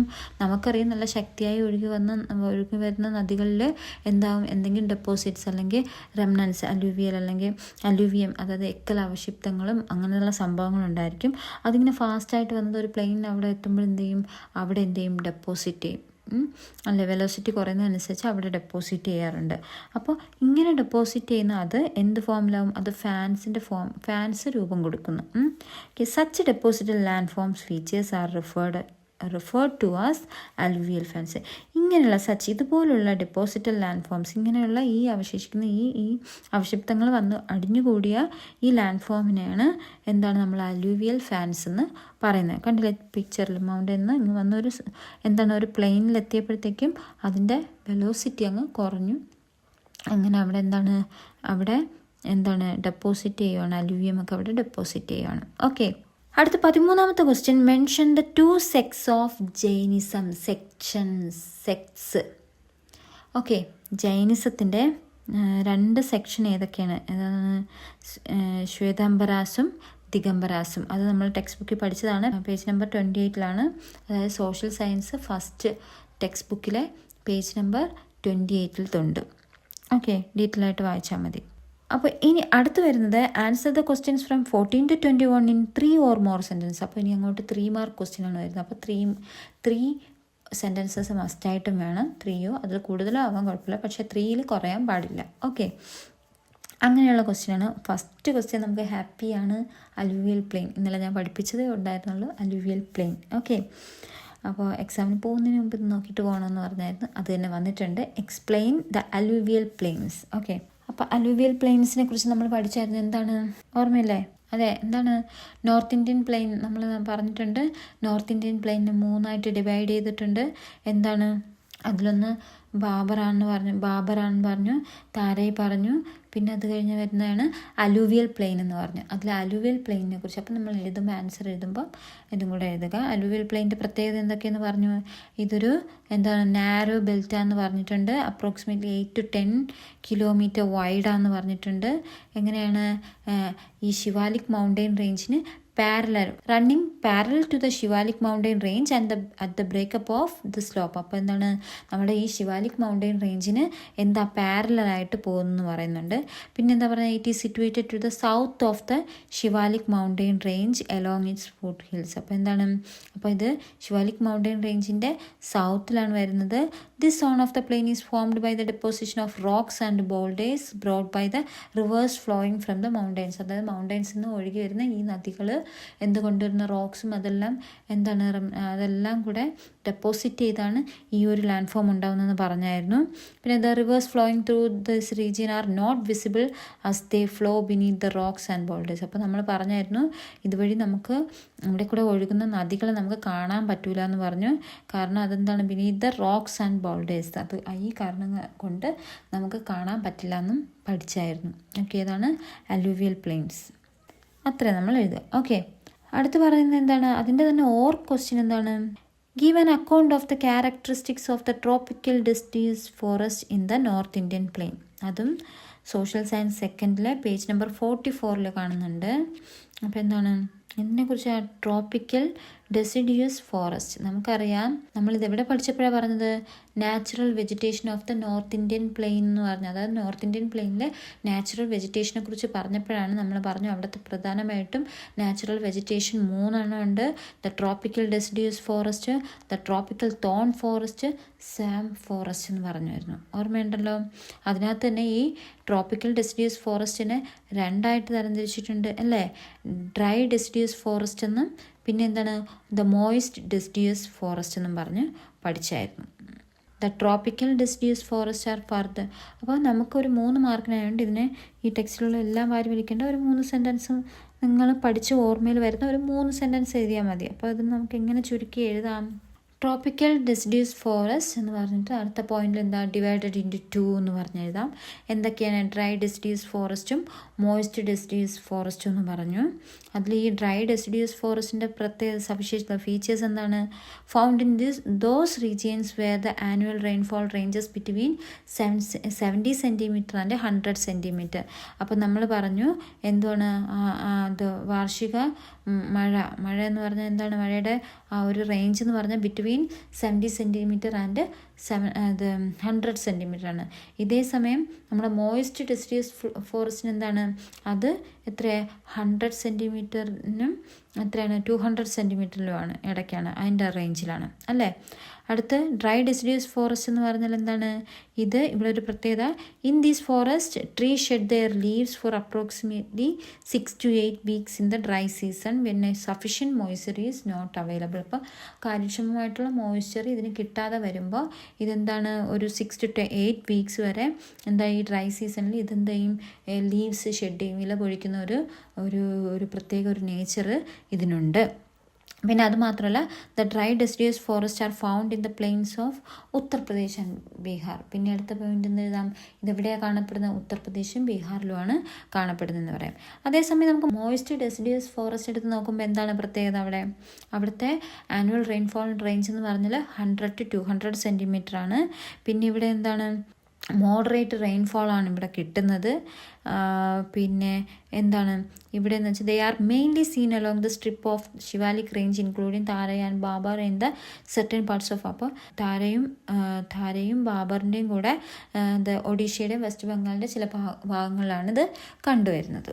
ഓക്കെ, അടുത്ത ക്വസ്റ്റ്യൻ എന്താണ്, 15ാമത്തെ question, mention the features of the life of the people in the early Vedic period based on the hints given below. ഇതും ഞാൻ പഠിപ്പിച്ചതായിരുന്നു, ഓർമ്മയുണ്ട്. ആ ടെക്സ്റ്റ് ബുക്കിൽ ഏർലി വേദിക് പീരീഡ് എന്നും ലേറ്റർ വേദിക് പീരീഡ് എന്ന് പറഞ്ഞ ഒരു കമ്പാരിസൺ, ഒരു കോളം ഉണ്ടായിരുന്നു. അതിൽ ഏർലി വേദിക് പീരീഡിൽ അവിടുത്തെ ആൾക്കാരുടെ എന്തൊക്കെയാണ് ഇവിടെ ചോദിച്ചിരിക്കുന്നത്, പ്രധാന സൂചനകൾ, സെറ്റിൽമെൻറ്റ്, അവരുടെ താമസം എങ്ങനെയായിരുന്നു, പൊസിഷൻ ഓഫ് വുമൺ, അന്നത്തെ കാലത്ത് സ്ത്രീകളുടെ സ്ഥാനം എന്താണ്, കൃഷി അഗ്രികൾച്ചർ എങ്ങനെയാണ് എന്നിത്രയാണ് എഴുതേണ്ടത്. അപ്പോൾ നമുക്ക് 3 മാർക്കിനായതുകൊണ്ട് ഇത് ഓരോ സെറ്റിൽമെൻ്റ് എന്ന് എഴുതി. നമുക്ക് എങ്ങനെയായിരുന്നു അവിടുത്തെ സെറ്റിൽമെൻറ്റ്, എങ്ങനെയായിരുന്നു, ദേ follow semi nomadic life. Nomadic life എന്നാണ് ശരിക്കുള്ളത് അല്ലേ, നൊമാഡിക് ലൈഫായിരുന്നു. അത് നാടോടി ജീവിതമായിരുന്നു. നോ പെർമനൻറ്റ് സെറ്റിൽമെൻറ്റ്സ്, അവർക്ക് സ്ഥിരമായിട്ടൊരു താമസ സ്ഥലം ഇല്ല, അവർ നാടോടികളായിരുന്നു. അതായത് ഒരു സ്ഥലത്തുനിന്ന് മറ്റൊരു സ്ഥലത്തേക്ക് ഇങ്ങനെ മാറി പോയിക്കൊണ്ടിരിക്കുന്ന ഒരു സ്ഥിരമായിട്ടൊരു സെറ്റിൽമെൻറ്റ് ഇല്ലായിരുന്നു. പിന്നെ എന്താണ് അവിടുത്തെ സ്റ്റാറ്റസ് ഓഫ് വുമൻ എങ്ങനെയായിരുന്നു, status for women comparatively higher social status for women. അപ്പോൾ അന്നത്തെ സ്ത്രീകൾക്ക് ഒരു താരതമ്യേന ഒരു ഉയർന്ന പദവിയൊക്കെ ഉള്ളൊരു സമയമായിരുന്നു ഏർലി വേദിക് പീരീഡ് എന്ന് പറയുന്നത്. പിന്നെ 3ാമത്തത് അഗ്രികൾച്ചർ എങ്ങനെയായിരുന്നു, the forest was cleared and burned for cultivation. അപ്പോൾ കൃഷിക്ക് വേണ്ടി ഇവർ കാട് വെട്ടിത്തെളിച്ചും പിന്നെ എന്താണ് ബേൺഡ് കത്തിച്ചിരുന്നു. അതായത് കാടൊക്കെ എന്ത് ചെയ്തു, എന്തെങ്കിലും വെച്ചിട്ട് ബേൺഡ്. അപ്പോൾ കത്തിക്കുമ്പോൾ എന്താണ്, പെട്ടെന്ന് ഒരു കാട്ടുതീ പോലെ പെട്ടെന്ന് ആ സ്ഥലം അത്രയും എന്താണ് തരിശു ഭൂമിയായിട്ട് വരും. അതുപോലെ നമുക്ക് പിന്നെ വളക്കൂറുള്ള മണ്ണും കിട്ടും അല്ലേ. അങ്ങനത്തെ ഉള്ളൊരു പ്രത്യേകത ഇവിടെ ഉണ്ടായിരുന്നു. അപ്പോൾ ഇതൊക്കെ ഏർലി വേദിക് പീരീഡിൻ്റെ ആ ഹിൻസിൽ പറഞ്ഞിട്ടുള്ള കാര്യങ്ങളാണ്. അപ്പോൾ അത് എഴുതുക, അത് ഓക്കെയാണ്, സെറ്റാണ്. ഇനി അടുത്ത ക്വസ്റ്റ്യൻ എന്ന് വെച്ചാൽ 16ാമത്തത്, illustrate the circumstances that made the ideas of Buddha attracted to the people. അപ്പോൾ ഇലൂസ്ട്രേറ്റ് ദ സർക്കംസ്റ്റൻസസ് എന്ന് വെച്ചാൽ എന്താണ് സാഹചര്യങ്ങൾ, that made the ideas of Buddha attracted to the people. അതായത് ബുദ്ധൻ്റെ ആ ആശയങ്ങളെ ആൾക്കാരിലേക്ക് ആകർഷിക്കാൻ ഇടയായ സാഹചര്യങ്ങൾ എന്തൊക്കെയാണ്? നമ്മൾ പഠിച്ചു ബുദ്ധൻ്റെ കാര്യം. ഇതും ഈ ക്വസ്റ്റ്യനും പഠിച്ചതാണ്, പറഞ്ഞതായിരുന്നു. പരീക്ഷയ്ക്ക് പഠിക്കണമെന്ന് പറഞ്ഞായിരുന്നു. പഠിച്ചവർക്ക് നല്ല മാർക്ക് കിട്ടും. പിന്നെ പഠിച്ചിട്ടും കുഴപ്പമില്ല, എക്സാം ഹാളിൽ പോയി ഓർത്തെടുക്കാൻ പറ്റാത്തവരുണ്ടെങ്കിൽ കുഴപ്പമില്ല, നോ പ്രോബ്ലം, നമുക്ക് നെക്സ്റ്റ് എക്സാമിന് പിടിക്കാം. അപ്പോൾ ഈ ക്വസ്റ്റ്യൻ എന്ന് പറഞ്ഞാൽ എന്തായിരുന്നു നമുക്കറിയാം. പണ്ട് നമുക്ക് ഏർലി വേദിക് പീരീഡ് അല്ല വേദ കാലഘട്ടങ്ങളിലൊക്കെ എന്താണ് കൂടുതലും അവിടെ സാക്രിഫൈസ് യാഗങ്ങളൊക്കെ നടത്തിയിരുന്നു. അങ്ങനെ യാഗങ്ങളൊക്കെ നടത്തി മൃഗങ്ങളെയൊക്കെ കുരുതി കൊടുക്കുമായിരുന്നു. അങ്ങനെ മൃഗങ്ങളെയൊക്കെ എന്താണ് കൊന്നൊടുക്കി മൃഗങ്ങളെ പിന്നെ കൃഷിക്ക് പോലും ഒന്നും കിട്ടാൻ വയ്യാതെ മൃഗങ്ങളുടെ അളവ് ഗണ്യമായി കുറഞ്ഞപ്പോൾ കർഷകർക്കൊക്കെ വളരെയധികം ബുദ്ധിമുട്ടായിരുന്നു. അങ്ങനെ ഒരു കാലഘട്ടത്തിലാണ് നമ്മുടെ ബുദ്ധൻ വരുന്നു. ബുദ്ധൻ്റെ ആശയം എന്തായിരുന്നു? അഹിംസ അല്ലേ? ഹിംസ എന്ന് വെച്ചാൽ കൊല്ലുക, അഹിംസ എന്ന് വെച്ചാൽ കൊല്ലരുത് എന്നാണ്. അപ്പോൾ കൊല്ലാൻ പാടില്ല, ജീവികളെയൊന്നും കൊല്ലാൻ പാടില്ല എന്നുള്ളത്. അപ്പോൾ അതെന്ത് ചെയ്യും? അത് ശരിക്കും പറഞ്ഞാൽ അതിലേക്ക് ഇങ്ങനത്തുള്ളൊരു ആശയം എന്താണ്? കർഷകരൊക്കെ അത് ഫോളോ ചെയ്യാൻ കാരണം അവർക്കത് ഉപയോഗമാണ്. കാരണം അവരുടെ മൃഗങ്ങളെയൊന്നും കൊന്ന് നശിപ്പിക്കാതിരിക്കാൻ വേണ്ടിയിട്ട് ഇതിലോട്ട് ഫോളോ ചെയ്യുന്നു. അങ്ങനെ നമുക്ക് ചിന്തിക്കാം അല്ലേ പണ്ടത്തെ കാലത്ത്. അപ്പോൾ അതുപോലുള്ള എന്തൊക്കെ സാഹചര്യങ്ങളാണ് ഈ ബുദ്ധമതത്തിൻ്റെ ആശയങ്ങളിൽ എന്തൊക്കെ സാഹചര്യങ്ങൾ കൊണ്ടാണ് ആൾക്കാർ അതിലോട്ട് ആകർഷിതരായത് എന്നാണ് ഈ ക്വസ്റ്റ്യൻ, 16ാമത്തെ question.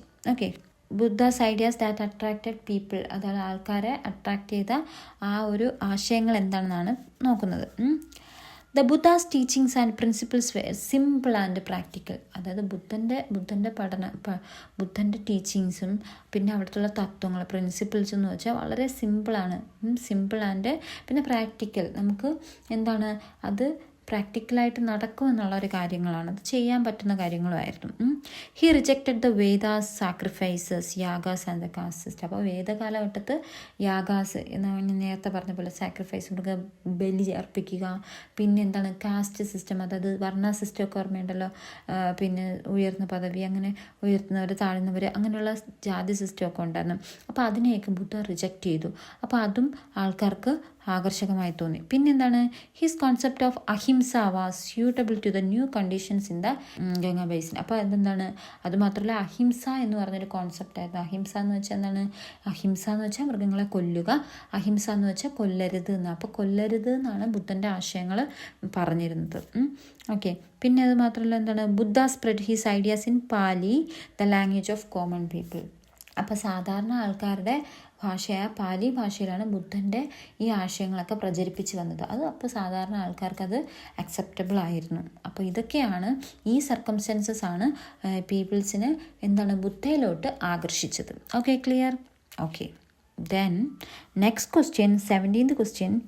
Education leads to the progress of the country. Substantiate the statement. Wow, nice question അല്ലേ? അപ്പോൾ എന്താണ്? Education leads to the progress of the country. അപ്പോൾ ഒരു രാജ്യത്തിൻ്റെ പുരോഗതിയിലേക്ക് നയിക്കുന്ന ഒന്നാണ് നമ്മുടെ വിദ്യാഭ്യാസം എന്ന് നമ്മൾ സമർത്ഥിക്കുക. ആ സ്റ്റേറ്റ്മെൻറ്റ്, ആ ഒരു പ്രസ്താവനയോട് നമ്മൾ സമർത്ഥിക്കുക. അത് നമ്മളുടെ അഭിപ്രായം എന്ന രീതിയിൽ എന്താണ് അതിനെക്കുറിച്ച് ആ പ്രസ്താവനയോട് നമ്മുടെ റെസ്പോൺസ് എന്താണെന്ന് അറിയാനുള്ള ഒരു ക്വസ്റ്റ്യനാണ് അത്. അപ്പോൾ അതിൻ്റെ ആൻസർ എങ്ങനെ എഴുതാം? നമുക്കറിയാം, ഇൻക്രീസ് ഇൻ എബിലിറ്റി. എഡ്യൂക്കേഷൻ ഉണ്ടെങ്കിൽ, വിദ്യാഭ്യാസം ഉണ്ടെങ്കിൽ നമുക്ക് നമ്മുടെ എബിലിറ്റി എന്താണ്? കഴിവുകൾ വർദ്ധിക്കും അല്ലേ? കഴിവുകൾ വർദ്ധിക്കും. ടെക്നോളജിക്കൽ നോളജ് കൂടും, അറിവ്.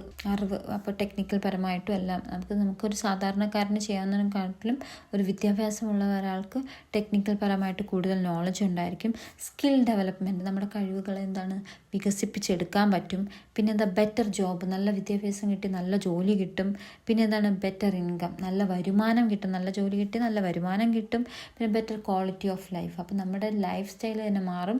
നമ്മുടെ ഒരു നല്ല ഗുണമേന്മയുള്ള ഒരു ജീവിതം നമുക്ക് കിട്ടും. പിന്നെ നാഷണൽ ഡെവലപ്മെൻറ്റ് എന്ന് വെച്ചാൽ ദേശം വികസിക്കും. എങ്ങനെയാണ്? അപ്പോൾ നമ്മുടെ ഫ്രണ്ട്സ് വിചാരിക്കുക എങ്ങനെയാണ് ഈ എനിക്കൊരു ജോലി കിട്ടിയോണ്ട് രാഷ്ട്രം രക്ഷപ്പെടുന്നതെന്ന് അല്ലേ?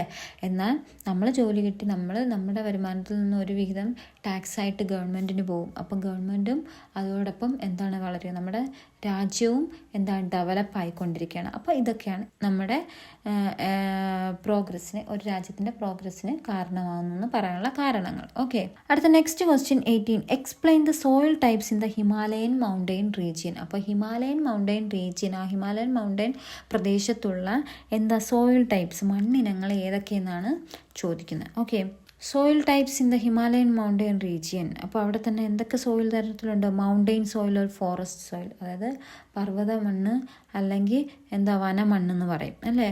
പിന്നെ എന്തുണ്ട്? ഫൈൻ ഗ്രെയിൻഡ് സോയിൽ, അതായത് നല്ല നേരത്തെ പൊടി പോലത്തെ മണ്ണ്. പിന്നെ എന്താണ്? കോഴ്സ് ഗ്രെയിൻഡ് സോയിലുണ്ട്. പിന്നെ അലൂവിയൽ സോയിൽ, എക്കൽ മണ്ണുണ്ട്. പിന്നെ കേർവാസൊക്കെ ഇവിടെ ഉണ്ട്. അപ്പോൾ എന്താണ് ഇനി ഓരോന്നിൻ്റെ പ്രത്യേകത? Mountain soil and forest soil എന്ന് വെച്ചാൽ commonly seen in Himalayan terrain, Himalayan പ്രദേശങ്ങളിൽ കാണപ്പെടുന്ന ഒരു മണ്ണാണിത്. The soil texture and particle size vary according to mountain environment, അതായത് മൗണ്ടെയിൻ പരിസ്ഥിതിയിലുണ്ടാകുന്ന വ്യത്യാസത്തിനനുസരിച്ച് ഈ മണ്ണിൻ്റെ ഘടനയും പ്രത്യേകതയും സവിശേഷതകളൊക്കെ മാറാറുണ്ട്. അതായത് മണ്ണിൻ്റെ പാർട്ടിക്കിളിൻ്റെ സൈസ് വലിപ്പവും മാറാറുണ്ട്. ഇനി ഫൈൻ ഗ്രെയിൻഡ് സോയിൽ എന്ന് വെച്ചാൽ വിത്ത് ഹൈ ഹ്യൂമസ് കണ്ടന്റ്, അതിനകത്ത് ഹ്യൂമസ് കണ്ടൻറ്റ് നല്ല കൂടുതലായിരിക്കും. അത് വാലീസിലാണ്, നല്ല താഴ്വരകളിലാണ് കാണപ്പെടുന്നത്. കോഴ്സ് ഗ്രെയിൻഡ് സോയിൽ എന്ന് പറഞ്ഞാൽ with low humus content, humus content എന്തായിരിക്കും? കുറവായിരിക്കും. സീൻ ഇൻ ഹൈ സ്ലോപ്സ്, വലിയ സ്ലോപ്പുകളിലാണ് ഇത് കാണപ്പെടുന്നത്. അലുവിയൽ സോയിൽ എന്ന് വെച്ചാൽ mainly seen in the valleys, നമുക്കറിയാം എക്കൽ മണ്ണ് വാലീസിൽ കാണപ്പെടുന്നു. കേർവാസ് എന്താണ്? Humus rich fine soil, humus റിച്ചും പിന്നെ നല്ല ഫൈൻ ആയിട്ടുള്ള സോയിലാണ്. ഗ്ലേഷ്യൽ സെഡിമെൻറ്റ് ഡെപ്പോസിറ്റ്, അതായത് ഗ്ലേഷ്യൽ സെഡിമെൻറ്റ് ഡെപ്പോസിറ്റ്സ് എന്ന് പറയുന്നത് നമുക്കറിയാം. ഗ്ലേസിയേഴ്സ് എന്ന് പറഞ്ഞാൽ മഞ്ഞുപാളികൾ ഇങ്ങനെ അടുത്ത സൂര്യപ്രകാശം തട്ടുമ്പോൾ ഉരുകിപ്പോകും, അല്ല ഉരുകി വെള്ളമായിട്ട് പോകും. അപ്പോൾ ഈ വെള്ളത്തിൻ്റെ കൂടെ ആ പർവ്വതങ്ങളിലുള്ള മണ്ണ് സംഭവങ്ങളൊക്കെ കൊണ്ടുപോകുന്ന അങ്ങനെ ഉണ്ടാകുന്ന മണ്ണാണിത്. അപ്പോൾ അതിൻ്റെ പ്രത്യേകത വേറെ എന്തൊക്കെയാണ് പ്രത്യേകത? സീൻ ഇൻ കാശ്മീർ വാലി, കൂടുതലും കാശ്മീർ വാലിയിലാണ് കാണപ്പെടുന്നത്. ഐഡിയൽ ഫോർ സഫ്രോൺ കൾട്ടിവേഷൻ, നമ്മുടെ കുങ്കുമപ്പൂ കൃഷിക്കൊക്കെ അനുയോജ്യമായൊരു മണ്ണിനമാണ് ഇത്. അപ്പോൾ ഇത്രയാണ് പ്രധാനപ്പെട്ട മണ്ണിനങ്ങൾ അവിടെയുള്ളത് ഹിമാലയൻ മൗണ്ടെയിൻ റീജിയനിൽ. Okay, next question 19th question. The climate of the Himalayan mountain zone varies according to the elevation and the topography of the respective parts of the region. Elucidate the statement. The climate of the Himalayan mountain zone varies. അപ്പോൾ എന്താണ്? Himalayan mountain മേഖലയിലുള്ള climate, കാലാവസ്ഥ vary ചെയ്യുന്നതെന്ന് വെച്ചാൽ വ്യത്യാസമാവുന്നുണ്ട്. According, അനുസരിച്ച് to the elevation and topography of respective parts of, ആ പ്രദേശത്തെ ഭൂപ്രകൃതിയും മറ്റ് എലിവേഷനും അതിൻ്റെ കാര്യങ്ങൾക്കനുസരിച്ച് അവിടുത്തെ ക്ലൈമറ്റിൽ മാറ്റങ്ങൾ വരുന്നുണ്ട് എന്നാണ്. ഇലൂസിഡേറ്റ് ദ സ്റ്റേറ്റ്മെൻറ്റ്, ആ പ്രസ്താവനയെ നമ്മൾ സമർത്ഥിക്കുക എന്നാണ്. ഓക്കെ, അപ്പോൾ അതെന്താണ്? എൻ്റെ ആൻസർ എന്തായിരിക്കും? Climate in Himalayan mountain region. The Himalayas forming India's northern boundary along with the other continuous mountains together makes a climate divide between the Indian subcontinent and Central Asia. അപ്പോൾ നമ്മൾ Indian sub കോണ്ടിനെൻറ്റിനെയും central ഏഷ്യയും തമ്മിൽ കാലാവസ്ഥയിൽ മാറ്റം വരുന്ന ഒരു ഫാക്ടറാണ് നമ്മുടെ ഹിമാലയാസ് എന്ന് പറയുന്നത്. അപ്പോൾ ഇന്ത്യയുടെ നോർത്തേൺ ബൗണ്ടറിയെ മറ്റ് കണ്ടിന്യൂസ് ഒരുപാട് മൗണ്ടെയിൻസ് എല്ലാം കൂടെ ഒരുമിച്ച് ചേർത്ത് നമ്മുടെ ഇന്ത്യൻ സബ് കോണ്ടിനെൻറ്റിനെയും സെൻട്രൽ ഏഷ്യയും ഡിവൈഡ് ചെയ്യുന്നുണ്ട്. ഇതിൻ്റെ ഫലമായിട്ട് the climate of the Himalayan mountain zone varies according to the elevation. അത് മാത്രമല്ല, ഈ ക്വസ്റ്റ്യനിൽ പറഞ്ഞ പോലെ തന്നെ ഹിമാലയൻ മൗണ്ടെയിൻ സോണിലെ കാലാവസ്ഥ ടോപ്പോഗ്രഫിക്കും എലിവേഷനും അനുസരിച്ച് മാറുന്നുണ്ട്. അടുത്ത, mild climate prevails along the lower mountain slope and Shivalik foot hills. അപ്പോൾ ശിവാലിക് താഴ്വാരങ്ങളിലും പിന്നെ മൗണ്ടെയിൻ സ്ലോപ്പിലും ഒക്കെ മൈൽഡ് ക്ലൈമറ്റ് ആയിരിക്കും. In higher elevations considerably low temperature and winter climate. അപ്പോൾ ഹയർ എലിവേഷൻസിൽ എന്തായിരിക്കും? ലോ ടെമ്പറേച്ചറും വിൻ്റർ ക്ലൈമറ്റും. ഇനി എക്സ്ട്രീംലി ഹൈ ആൾട്ടിറ്റ്യൂഡ്സിൽ എന്തൊക്കെയായിരിക്കും?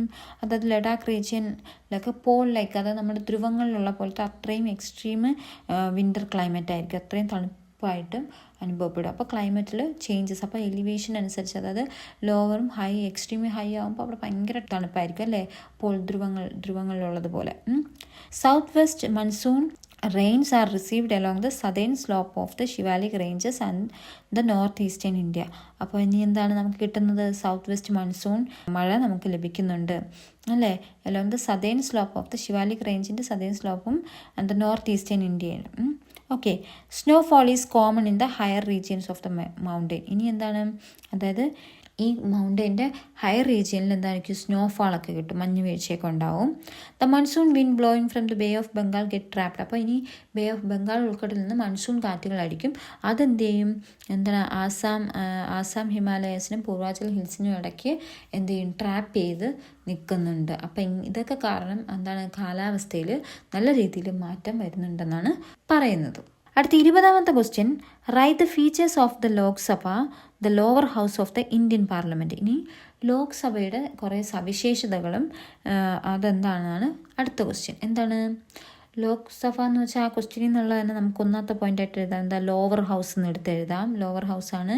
പിന്നെ ഇവിടെ ഏജ് ഓഫ് കണ്ടസ്റ്റ് 25 ഇയേഴ്സ്. അപ്പോൾ നമുക്കിവിടെ മത്സരിക്കണമെങ്കിൽ എത്ര, 25 വയസ്സായിരിക്കണം, കുറഞ്ഞ പ്രായപരിധി. പിന്നെ elected directly by the people of majority system. അപ്പോൾ എന്താണ്, നമുക്ക് ഇലക്ഷനിലൂടെ സാധാരണക്കാരായ നമ്മൾ ജനങ്ങൾ തിരഞ്ഞെടുക്കുന്ന വ്യക്തികളാണ് ഇവിടെ ലോക്സഭയിൽ വരുന്നത്. പിന്നെന്താണ്, term of its members is 5 years. അപ്പോൾ എന്താണ്, കാലാവധി, ഒരാൾ ഇപ്പോൾ തിരഞ്ഞെടുക്കപ്പെട്ട അയാളുടെ കാലാവധി എത്ര വർഷമാണ്, 5 വർഷമാണ് കാലാവധി. ഇപ്പോഴത്തെ മാക്സിമം സ്ട്രെങ്ത് എത്രയാണ്, 550 ആണ്. പ്രസൻറ്റ് മെമ്പേഴ്സ് 543 ആണ്. പിന്നെ ചെയർഡ് ബൈ ദ സ്പീക്കർ.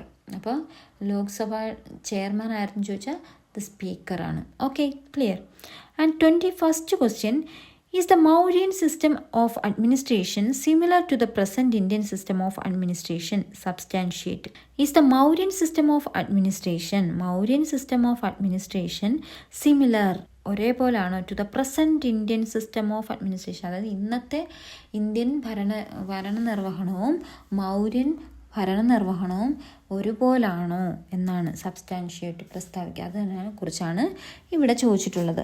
അപ്പോൾ മൗര്യ സാമ്രാജ്യത്തിൻ്റെ അന്നത്തെ അഡ്മിനിസ്ട്രേഷനും ഇന്നത്തെ അഡ്മിനിസ്ട്രേഷനും തമ്മിൽ എന്തെങ്കിലും സിമിലാരിറ്റി ഉണ്ടോ എന്നാണ് ക്വസ്റ്റ്യൻ.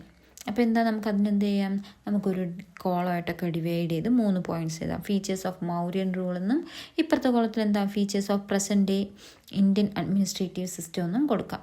അപ്പോൾ ഒന്നാമത്തെ എന്താണ്, ദ കൺട്രി വാസ്, ഇനി മൗര്യൻ റൂളിൽ എന്താ, മൗര്യൻ സാമ്രാജ്യത്തിൽ എന്താണ്, the country was divided into provinces for administrative convenience. അപ്പോൾ ഭരണ സൗകര്യത്തിന് വേണ്ടിയിട്ട് ഇങ്ങനെ പ്രവിശ്യകളായിട്ടൊക്കെ തിരിച്ചിരുന്നു അന്ന് പണ്ടത്തെ കാലത്ത്. നമ്മുടെ മൗര്യ സാമ്രാജ്യം ആ രാജ്യത്തിനെ എന്താ, പ്രൊവിൻസസ്, പ്രവിശ്യകളായിട്ട് തരംതിരിച്ചിരുന്നു, ഡിവൈഡ് ചെയ്തിരുന്നു. എന്തിനു വേണ്ടിയിട്ടാണ്, ഭരണനിർവഹണം എളുപ്പത്തിലാക്കുന്നതിന് വേണ്ടിയിട്ട്. അതുപോലെ ഇന്നത്തെ കാലത്ത് ഇന്നത്തെ എന്താണ്, നമ്മുടെ കൺട്രി എന്തായിട്ടാണ്, സ്റ്റേറ്റ്സ് ആയിട്ട് ഡിവൈഡ് ചെയ്യുന്നു അല്ലേ. അപ്പോൾ അതും ഭരണം നല്ല രീതിയിൽ നടത്തുകയാണ്. അപ്പോൾ India is divided into various states for administrative convenience. അപ്പോൾ ഭരണനിർവഹണ സൗകര്യത്തിന് വേണ്ടിയിട്ട് ഇന്ത്യയെ നമ്മൾ സ്റ്റേറ്റ്സ്, പല സംസ്ഥാനങ്ങളായി വിഭജിച്ചിട്ടുണ്ട്. അടുത്ത് മൗര്യൻ റൂളിൽ എന്താണ്, kingdom was under the direct control of the emperor. അതായത് ചക്രവർത്തിയുടെ നേരിട്ടുള്ള നിയന്ത്രണത്തിന് കീഴിലായിരുന്നു അന്നത്തെ മൗര്യ സാമ്രാജ്യം എന്ന് പറയുന്നത്. പക്ഷെ ഇന്ന് അങ്ങനെയാണോ, അല്ല. ഇന്നെന്താണ്, നമ്മുടെ ഇവിടെ എന്താണ്, ഇന്ത്യയിൽ നമ്മുടെ ഇന്നത്തെ ഇന്ത്യയിൽ ഡെമോക്രാറ്റിക് സിസ്റ്റം എന്ന് പറഞ്ഞാൽ എന്താണ്, ജനാധിപത്യ സംവിധാനമാണ് ഇപ്പോൾ നടക്കുന്നത്. ജനങ്ങളാൽ ജനപ്രതിനിധികളായിട്ട് ഒരാളെ തിരഞ്ഞെടുക്കുന്നു, അങ്ങനത്തുള്ളൊരു സംഭവം. അടുത്ത്, ദ ആർമി ഹാഡ് 5 ഡിവിഷൻ. അപ്പോൾ അന്നത്തെ കാലത്ത് മൗര്യ റൂളിൽ ആർമി 5ആയിട്ട് ഡിവൈഡ് ചെയ്തിട്ടുണ്ട്. ഇന്ന് നമ്മുടെ പ്രസൻറ്റ് ഇന്ത്യയിൽ എന്താണ്, ഏതൊക്കെയാണ്, 3ആയിട്ടാണ് ഡിവൈഡ് ചെയ്തിട്ടുള്ളത്. നമ്മുടെ ലാൻഡ്, നേവി, എയർഫോഴ്സ്. ഓക്കെ, അത്രയാണ് 21ാമത്തെ ക്വസ്റ്റ്യൻ. ഓക്കെ, ഇനി അടുത്ത് നോക്കി 22 മുതൽ. Answer the questions from 22 to 28 in 4 or more sentences each carries 4 score. അപ്പോൾ എന്താണ്, 4 സെൻറ്റൻസിൽ കുറയാൻ പാടില്ല, 4 അതിൽ കൂടുതലോ സെൻറ്റൻസ് എഴുതാം. ഓക്കെ, 4 കുറയാൻ പാടില്ല, എങ്കിൽ 4 മാർക്ക് കിട്ടത്തുള്ളൂ. അപ്പോൾ ഇവിടെ 22ാമത് എയും ബി എന്ന് പറഞ്ഞ് ഓർ ക്വസ്റ്റ്യനാണ് തന്നിട്ടുള്ളത്. ഇതിൽ ഏതാണ് നിങ്ങൾക്ക് ഇത് അറിയാമെന്നുള്ളത് അത് എഴുതുക, ഏതെങ്കിലും ഒന്ന് എഴുതിയാൽ മതി. അപ്പോൾ ഇവിടെ ഞാനിപ്പോൾ 2 ക്വസ്റ്റ്യൻ വായിച്ച് പറയാൻ പോകുന്നു. ഒന്നാമത്തെ ക്വസ്റ്റ്യൻ എന്ന് പറഞ്ഞാൽ എന്താണ്, what are the factors that forced human to begin agriculture in the area called Fertile Crescent? അപ്പോൾ ഫെർട്ടൈൽ ക്രസൻറ്റ് എന്ന് പറയുന്ന ആ ഏരിയയിൽ കൃഷി തുടങ്ങാൻ വേണ്ടിയിട്ട് എന്താണ്, മനുഷ്യനെ പ്രേരിപ്പിച്ച ഘടകങ്ങൾ എന്താണെന്നാണ് ഒന്നാമത്തെ question. Okay, what are the factors, എന്തൊക്കെയാണ് ഘടകങ്ങൾ, ദാറ്റ് ഫോഴ്സ്ഡ് ഹ്യൂമൻ, മനുഷ്യരെ പ്രേരിപ്പിച്ചത്, ടു ബിഗിൻ, തുടങ്ങാൻ, അഗ്രികൾച്ചർ, കൃഷി, in the area called fertile crescent. അപ്പോൾ ഫെർട്ടൈൽ ക്രസൻറ്റ് എന്ന് പറയുന്ന ആ ഏരിയയിൽ കൃഷി ചെയ്യാൻ അന്നത്തെ ആൾക്കാരെ സ്വാധീനിച്ച ഘടകങ്ങൾ എന്തൊക്കെയാണെന്നാണ് ക്വസ്റ്റ്യൻ. എന്തൊക്കെയായിരിക്കും കാര്യം? ഒന്ന്, പോപ്പുലേഷൻ ഗ്രോത്ത് അല്ലേ. എന്താണ്, പോപ്പുലേഷൻ ഗ്രോത്ത്, ജനസംഖ്യയിൽ വളർന്നപ്പോൾ, ജനസംഖ്യ വർധനവ് വന്നപ്പോൾ എന്തായി മനസ്സിലായി, ഇവർക്ക് നമുക്ക് ഇങ്ങനെ ആടി ഓടി ഗ്യാദർ ചെയ്തൊന്നും കഴിച്ചിട്ട് കാര്യമില്ല, എപ്പോഴും എല്ലാം കിട്ടണമെന്നില്ല, അതുകൊണ്ട് നമുക്ക് കൃഷി ചെയ്യാം, ഒരിടത്ത് സ്ഥലത്ത് നല്ല ഫലപുഷ്ടിയുള്ള ഒരു മണ്ണൊക്കെ ഉള്ള ഒരു സ്ഥലത്ത് വന്ന് കൃഷി ചെയ്ത് ജീവിക്കാമെന്ന് അവർ ചിന്തിച്ചിരിക്കണം. അപ്പോൾ അതിനുള്ള ഒന്നാമത്തെ കാരണം എന്താണ്? Population growth, definitely. നെക്സ്റ്റ് എന്താണ്? An increase in the number of human settlements. അപ്പോൾ അതുമാത്രമല്ല, മനുഷ്യൻ്റെ സ്ഥിര താമസത്തിനുള്ള ആ സ്ഥലങ്ങൾ, അതായത് ഇവർ സ്ഥിരതാമസമായിട്ട് തുടങ്ങുന്ന അത് സെറ്റിൽമെൻറ്റ്സ് കൂടി, പാർപ്പിടങ്ങൾ കൂടിയപ്പോൾ അവിടെ ആൾക്കാരും വർദ്ധിച്ചു. അങ്ങനെ എന്ത് ചെയ്യും? അപ്പോൾ ഹ്യൂമൻ സെറ്റിൽമെൻറ്റ്സ് അവിടെ ഒരു സ്ഥലത്ത്, അവിടെ ആ ഫെർട്ടൽ ക്രിസൻറ്റിൻ്റെ അവിടെ കൂടിയപ്പോൾ അപ്പോൾ അവർക്ക് കൃഷി ചെയ്യണമെന്നുള്ള അതിൻ്റെ ആവശ്യം വന്നു തുടങ്ങി, അല്ലേ? പിന്നെന്താണ്? കോംപ്ലക്സ് സോഷ്യൽ ഓർഗനൈസേഷൻ, അതായത് സങ്കീർണമായ സാമൂഹിക പ്രവർത്തനങ്ങളും അങ്ങനത്തുള്ള സംഭവങ്ങളും. പിന്നെന്താ? Shortage of food products. പിന്നെ ഫുഡ് പ്രോഡക്ട്സ്, ആഹാരപദാർത്ഥങ്ങൾ എന്താണ്? ഷോർട്ടേജ്, കുറവ് വന്നപ്പോൾ ഇവർക്ക് മനസ്സിലായി, ഇനി നമ്മൾ ഇത്രയും പേരുണ്ട്, നമുക്ക് ഇങ്ങനെ എന്താണ് ഒരു മരത്തെ അല്ലെങ്കിൽ ഒരു ചെടിയെ ആശ്രയിച്ച് നിൽക്കാൻ പറ്റില്ല, നമുക്കിത് കുറേ വേണ്ടി വരും എന്നുള്ള ചിന്തയൊക്കെ ആയിരിക്കണം കൃഷിയിലേക്ക് പോയത്. ഓക്കെ, അടുത്തെന്താണ്? Change in technology. പിന്നെ എന്താണ്? ടെക്നോളജിയിൽ വന്ന മാറ്റങ്ങൾ. അപ്പോൾ ചക്രത്തിൻ്റെ കണ്ടുപിടുത്തമൊക്കെ വളരെയധികം മാറ്റം വരുത്തുന്നു പറഞ്ഞു. അതുപോലെ ഇവർ ഉപയോഗിച്ചിരുന്ന ടൂൾസും അതിലൊക്കെ മാറ്റം വന്നപ്പോൾ ഒരുപാട് കൃഷി ചെയ്യാനും അങ്ങനെ എന്താണ് കൂടുതൽ കൃഷിയിലോട്ട് മാറാനും അവർക്ക് കഴിഞ്ഞിട്ടുണ്ടാവും. അങ്ങനെ ആയിരിക്കണം കൃഷി ചെയ്യണം എന്നുള്ളൊരു ആശയം. അതും നല്ല ഫലപുഷ്ടിയുള്ള അവിടെ തന്നെ കൃഷി ചെയ്യണമെന്ന് അവർക്ക് തോന്നാനും കാരണം ഇതൊക്കെ തന്നെ ആയിരിക്കാം. ഓക്കെ, അടുത്ത ഓർ പാർട്ടിൽ B question, identify the civilisation which is known as the first urbanisation in Indian history, explain. അപ്പോൾ ഐഡൻറ്റിഫൈ ദ സിവിലൈസേഷൻ, അപ്പോൾ എന്താണ്? സിവിലൈസേഷൻ, സംസ്കാരം തിരിച്ചറിയുക. Which is known as the first urbanisation, ആദ്യ നഗരവൽക്കരണം എന്നറിയപ്പെട്ട സംസ്കാരം, ഇന്ത്യൻ ചരിത്രത്തിലെ ആദ്യ നഗരവൽക്കരണം എന്നറിയപ്പെട്ടിരുന്ന ഏത് സംസ്കാരമാണ്, അതിനെക്കുറിച്ച് എക്സ്പ്ലെയിൻ ചെയ്യൂ എന്നാണ് ആ ക്വസ്റ്റ്യൻ പറഞ്ഞിരിക്കുക. ഏതായിരിക്കും? ഡെഫിനറ്റ്ലി ഓഫ് കോഴ്സ് നമ്മുടെ ഹാരപ്പൻ സിവിലൈസേഷനാണ്, അല്ലേ? അപ്പോൾ അതെങ്ങനെ എഴുതും ആൻസറായിട്ട്? The Harappan civilisation in India belongs to the bronze age. അപ്പോൾ ഇതെന്താണ്? വെങ്കല യുഗത്തിലാണ് ഈ ഹാരപ്പൻ സിവിലൈസേഷൻ വരുന്നത്. Well planned cities like Harappa, Mohenjodaro, Lothal etcetera. അപ്പോൾ ഇവിടെ നല്ല എല്ലാം വെൽ പ്ലാൻഡ് ആയിട്ടുള്ള സിറ്റീസാണ്. ഏതൊക്കെയാണ്? നമ്മുടെ ഹാരപ്പയുണ്ട്, മോഹൻജദാരോ, ലോത്തൽ, ഇതൊക്കെ ഉണ്ടായിരുന്നു. പബ്ലിക് ബിൽഡിങ്സ്, അത് പൊതു കെട്ടിടങ്ങളുണ്ടായിരുന്നു. ഗ്രേറ്റ് ബാത്ത്, അറിയാലോ, മഹാസ്നാനഘട്ടം എന്ന് പറഞ്ഞാൽ എല്ലാവർക്കും കുളിക്കാനുള്ള വലിയൊരു കുളിപ്പുര ഉണ്ടായിരുന്നു. പിന്നെ ഹൗസസ്, വീടുകളൊക്കെ ഉണ്ടായിരുന്നു. സ്ട്രീറ്റ്സ്, നല്ല തെരുവുകളുണ്ടായിരുന്നു. ഡ്രെയിനേജ് സിസ്റ്റം, ആ വീടുകളിൽ നിന്നെല്ലാം പോകുന്ന എല്ലാ വേസ്റ്റിലും ഒഴുകി പോകുന്നതിന് വേണ്ടിയിട്ടുള്ള പക്ക പ്രൊഫഷണൽ ആയിട്ടുള്ള ഡ്രെയിനേജ് സിസ്റ്റം ഉണ്ടായിരുന്നു. പിന്നെ ഗ്രാനറീസ്, ധാന്യപ്പുരകൾ, and presence of various types of crafts, അപ്പോൾ പലതരത്തിലുള്ള കരകൗശല വസ്തുക്കളുടെ സാന്നിധ്യം ഉണ്ടായിരുന്നു.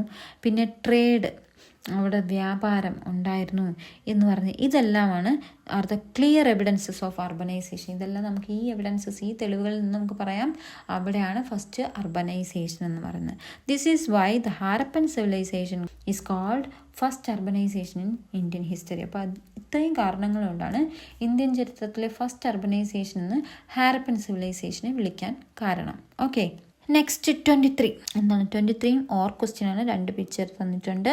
ഒന്നാമത്തെ A, identify the physiographic division marked as B in the given map and explain the characteristics of this division. അപ്പോൾ എന്താണ്? Identify the physiographic division. അപ്പോൾ എന്താണ്? ഭൂപ്രകൃതിക്കനുസരിച്ച് ഒരു ഡിവൈഡ് ചെയ്തിരിക്കുന്നത്, അവിടെ ഇന്ത്യൻ ഭൂപടത്തെ ഡിവൈഡ് ചെയ്തിട്ടുണ്ട്. അതിൽ ബി എന്ന് മാർക്ക് ചെയ്തിരിക്കുന്നത് എന്തെന്നാണ് ചോദിച്ചിരിക്കുന്നത്. എന്നിട്ട് അതിൻ്റെ explain the characteristics of this division, ആ ഡിവൈഡ് ചെയ്തിരിക്കുന്ന ആ പോർഷൻ്റെ എന്താണ് ക്യാരക്ടറിസ്റ്റിക്സ്, സവിശേഷത എന്തെന്നാണ് എഴുതേണ്ടത്. ഓക്കെ, അപ്പോൾ ഇവിടെ എ എന്ന് പറഞ്ഞാൽ എന്തെന്ന് തന്നിട്ടുണ്ട്? ദ നോർത്തേൺ മൗണ്ടൈൻ റീജിയൻ ആണ്. ബി ആണ് നമ്മളോട് ചോദിച്ചിട്ടുള്ളത്. സി ഏതാണ്? The peninsular plateau. അപ്പോൾ ബി ഏതാണ്? നമ്മുടെ നോർത്ത് ഇന്ത്യൻ പ്ലെയിൻസ് അല്ലേ? അതായത് ഏതാണ്? Indo Gangetic Brahmaputra plain. Okay, അപ്പോൾ ഇത് ഏതാണ്? ഇത് എക്സ്റ്റെൻഡ് 3200 കിലോമീറ്റർ എക്സ്റ്റെൻഡ് ചെയ്ത് കിടക്കുന്നുണ്ട്. പിന്നെ എന്താണ്? From the mouth of river Indus to the mouth of river Ganga. അപ്പം എന്താണ്? ഇൻഡസ് മുതൽ ഗംഗ വരെ. പിന്നെന്താണ്? The largest alluvial plain in the world. അപ്പോൾ ലോകത്തിലെ തന്നെ ഏറ്റവും വലിയ അലുവിയൽ പ്ലെയിനാണ് ഇത്. Okay, it spreads over around 2400 kilometre in India. അപ്പോൾ ഇന്ത്യയിൽ ഇത് 2400 കിലോമീറ്റർ വരെ വ്യാപിച്ച് കിടപ്പുണ്ട്. Okay, the plain widens from east to west with the width is varying between 150 kilometre and 300 kilometre. അപ്പോൾ എന്താണ് ഈ പ്ലെയിൻ്റെ വിഡ്ത്ത്, വീതിയാണ് പറയുന്നത്. ഇത് എങ്ങനെയാണ് കിടക്കുന്നത്? ഈസ്റ്റിൽ നിന്ന് വെസ്റ്റിലോട്ടാണ് വൈഡനായിട്ട് കിടപ്പുണ്ട്. അതിൻ്റെ വിഡ്ത്ത് വേരി ചെയ്യുന്നത് എത്രയാണ്? 150 കിലോമീറ്റർ ആൻഡ് 300 കിലോമീറ്റർ, അതിന് in between that. Okay, this plain is bordered by the Shivalik ranges in the north. അപ്പോൾ ഇതിൻ്റെ ബോർഡർ എന്ന് പറഞ്ഞാൽ നോർത്തിൽ ശിവാലിക് റേഞ്ചസ് ഉണ്ട്. And the irregular edges of the peninsular plateau in the സൗത്തിൽ ആ പെനിൻസുലർ പ്ലാറ്റുവിൻ്റെ irregular edges. Okay, the plain covers an area approximately 7 lakh square kilometre.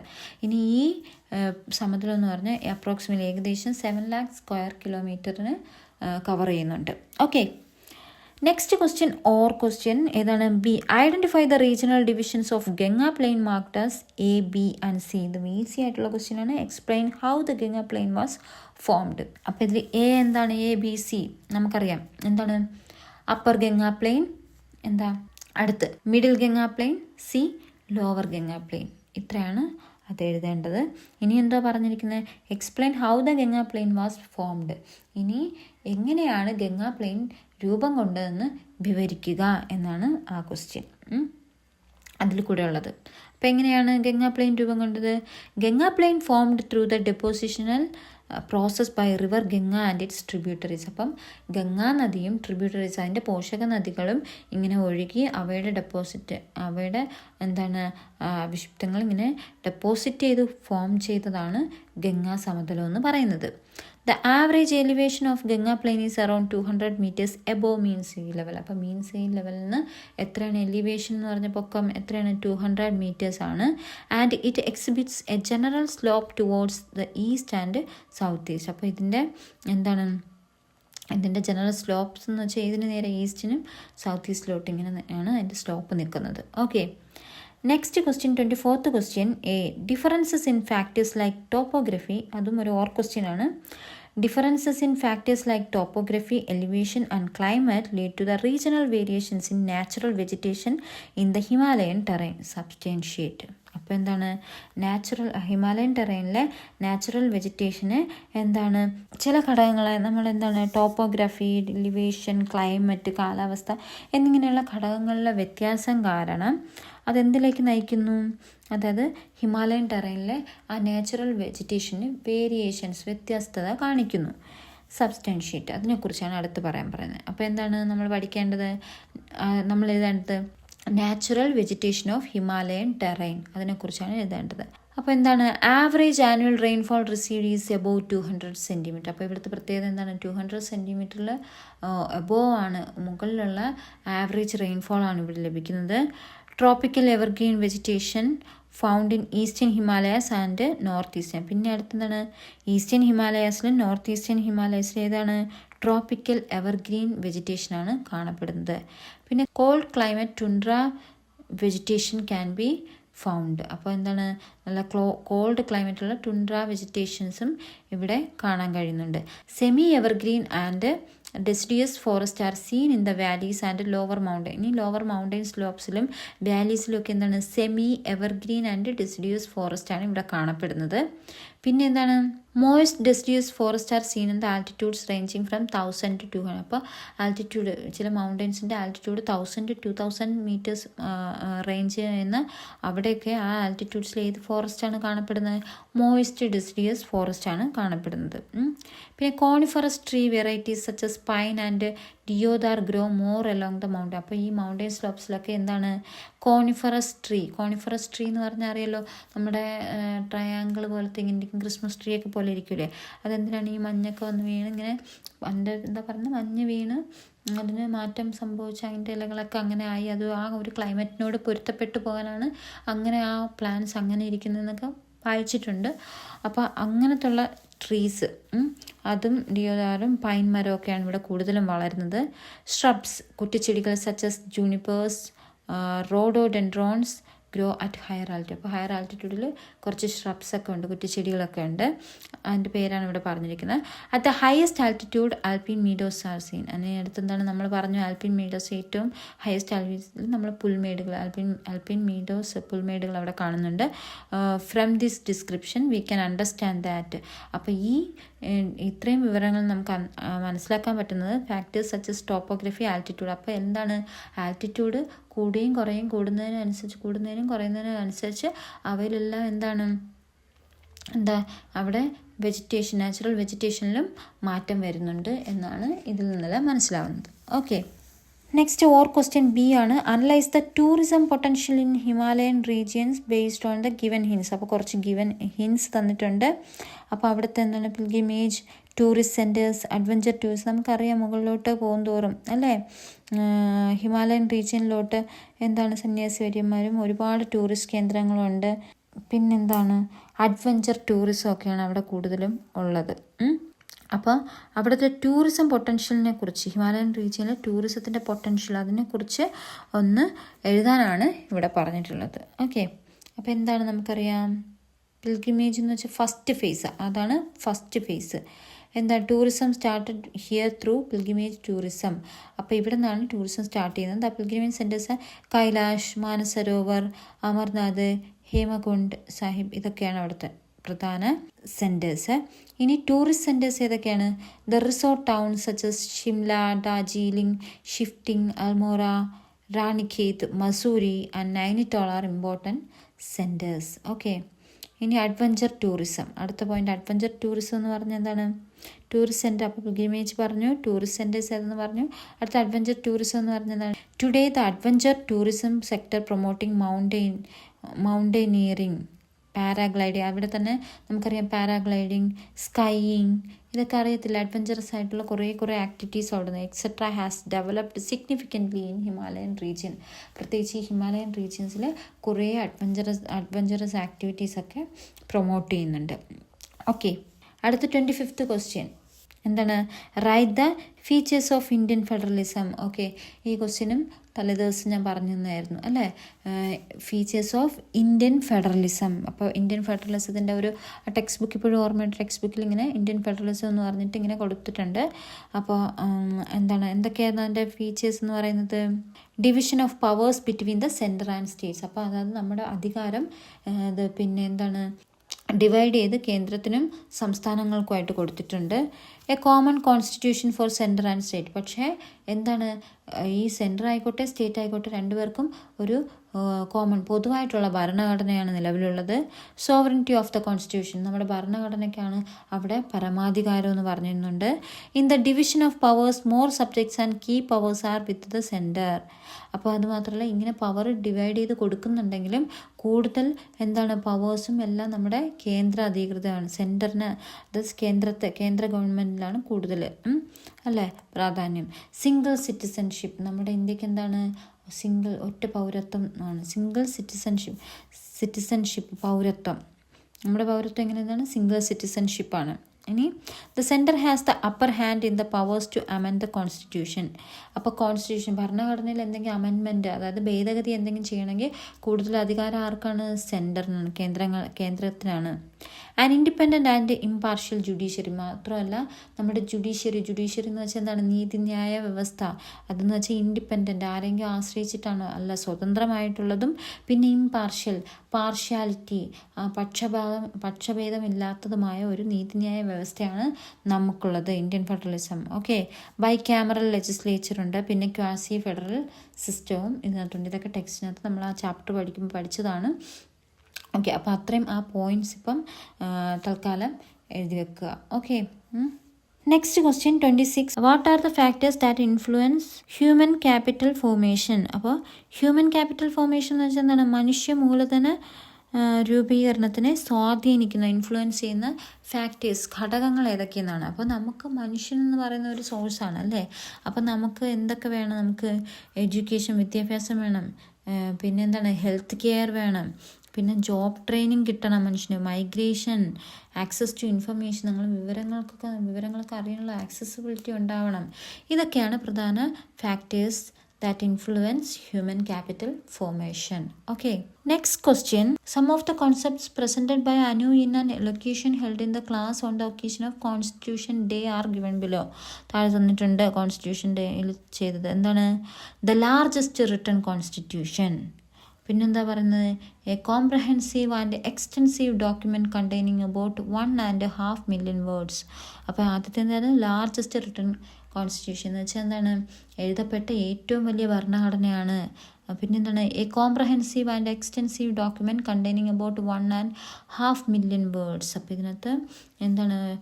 പിന്നെ ഒരു നമ്മുടെ കോംപ്രഹെൻസീവും ഒരു വിശാലമായതുമായ ഒരു ഡോക്യുമെൻ്റാണ്. അതിനകത്ത് വേർഡ് ഏകദേശം എത്രയാണ്? 1.5 million വേർഡ്സ് ഉണ്ട്, വാക്കുകളുണ്ടെന്നാണ് പറയപ്പെടുന്നത്. Detailed content considering the diversity of the country. അപ്പോൾ ഇതിനകത്തെന്ന് വെച്ചാൽ നമ്മുടെ രാജ്യത്തിൻ്റെ ഡൈവേഴ്സിറ്റി, വൈവിധ്യത്തെ പരിഗണിച്ചു കൊണ്ടിട്ടുള്ള ഒരു ഡീറ്റെയിൽഡ് ആയിട്ടുള്ള കണ്ടൻ്റാണ് ഇതിനകത്ത് കൊടുത്തിട്ടുള്ളത്. What are the other features of Indian constitution are likely to be mentioned by Anu. അപ്പോൾ അനു ഇനി സൂചിപ്പിക്കാനിടയ ബാക്കിയുള്ള പോയിന്റ്സ് എന്തൊക്കെയാണ്? ഇന്ത്യൻ കോൺസ്റ്റിറ്റ്യൂഷൻ്റെ സവിശേഷതകൾ ബാക്കി എന്തൊക്കെയാണെന്നാണ് ഈ ക്വസ്റ്റ്യനിൽ എഴുതേണ്ടത്. ഓക്കെ, അപ്പോൾ എന്താണ് ക്വസ്റ്റ്യൻ? എന്താ എഴുതേണ്ടത്? Features of the Indian constitution. അപ്പോൾ എന്തൊക്കെ എഴുതാം? ഫീച്ചേഴ്സ് ഓഫ് ഇന്ത്യൻ കോൺസ്റ്റിറ്റ്യൂഷൻ വേറെ എന്തൊക്കെയാണ്? നമുക്ക് അതിന് ഒന്നാമത്തെ പോയിന്റ് അവിടെ നിന്ന് കിട്ടി, ദ ലാർജസ്റ്റ് റിട്ടൺ കോൺസ്റ്റിറ്റ്യൂഷൻ എഴുതാം. പിന്നെ എന്താണ്? പാർലമെൻ്ററി ഡെമോക്രസി, പാർലമെൻ്ററി ജനാധിപത്യം, പാർലമെൻ്ററി ജനാധിപത്യമാണ്. പിന്നെ rigid and flexible structure, rigid and നല്ല കട്ടിയുള്ളതും പക്ഷേ അതേസമയം തന്നെ ഫ്ലെക്സിബിളാണ്, നമുക്ക് ഫ്ലെക്സിബിളായിട്ടുള്ളൊരു ഘടനയാണ് നമ്മുടെ കോൺസ്റ്റിറ്റ്യൂഷനുള്ളത്. Fundamental rights and fundamental duties. അപ്പോൾ നമ്മുടെ കോൺസ്റ്റിറ്റ്യൂഷൻ ഭരണഘടനയ്ക്കകത്ത് മൗലിക അവകാശങ്ങളും മൗലിക കർത്തവ്യങ്ങളെക്കുറിച്ചും പറയുന്നുണ്ട്. Directive principles of state policy, DPSPയെ കുറിച്ച് അതിനകത്ത് പറയുന്നുണ്ട്. ബൈ ക്യാമറൽ ലെജിസ്ലേച്ചറാണെന്ന് പറയുന്നുണ്ട്. ഫെഡറലിസം വിത്ത് സ്ട്രോങ് പറയുന്നുണ്ട്. സെൻട്രൽ ഗവൺമെൻറ്റിനെ കുറിച്ച് പറയുന്നുണ്ട്. And independent and impartial judiciary നേരത്തെ പറഞ്ഞ അതും പറയുന്നുണ്ട്. ഇൻഡിപെൻഡൻറ്റ് കോൺസ്റ്റിറ്റ്യൂഷണൽ ഇൻസ്റ്റിറ്റ്യൂഷൻസും ഉണ്ട്, ഭരണഘടനാ സ്ഥാപനങ്ങൾ സ്വതന്ത്രമായിട്ടുള്ള അതും ഉണ്ടെന്നാണ് പറയപ്പെടുന്നത്. ഓക്കെ, പറയപ്പെടുന്നല്ല, ഉള്ളത്. ഓക്കെ, അടുത്ത question 28. The democratic system existed in Athens is similar to modern democracy. Substantiate the statement. അപ്പോൾ പറയുകയാണ് democratic system existed in Athens. Athens എന്ന് പറയുന്ന നാട്ടിൽ ഉണ്ടായിരുന്ന ജനാധിപത്യ പ്രക്രിയയാണ് എന്താണ്? പ്രക്രിയ എന്ന് പറഞ്ഞാൽ ഈ സിമിലർ ടു മോഡേൺ ഡെമോക്രസി. അപ്പോൾ മോഡേൺ ജനാധിപത്യത്തിന് ഒരേപോലെയാണ്. സബ്സ്റ്റാൻഷിയേറ്റ് ദ സ്റ്റേറ്റ്മെൻറ്റ് എന്നാണ് പറയുന്നത്. അപ്പോൾ എന്താണ് ഫീച്ചേഴ്സ് ഓഫ് ഏതൻസ് ഡെമോക്രസി അറിഞ്ഞാലല്ലേ നമുക്ക് പറയാൻ പറ്റൂ. എന്താണ് features of Athens democracy? The system of government that prevailed in Athens 2500 years ago resembled modern democracy. അപ്പോൾ എന്താണ്? The system of government that prevailed in Athens 2500 years ago. അപ്പോൾ 2500 വർഷങ്ങൾക്ക് മുമ്പ് ഏതൻസിൽ നിലനിന്നിരുന്ന ആ ഗവൺമെൻറ്റിൻ്റെ സിസ്റ്റം എന്ന് പറയുന്നത് റിസംബിൾഡ് എന്ന് വെച്ചാൽ അത് നമ്മളെ ഒരു അതുപോലെ തന്നെയാണ്. റിസംബിൾഡ് മോഡേൺ ഡെമോക്രസി, ജനാധിപത്യത്തിൻ്റെ അതായത് മോഡേൺ ജനാധിപത്യത്തിൻ്റെ അതേ ഒരു തനി പകർപ്പ് പോലെയാണ്.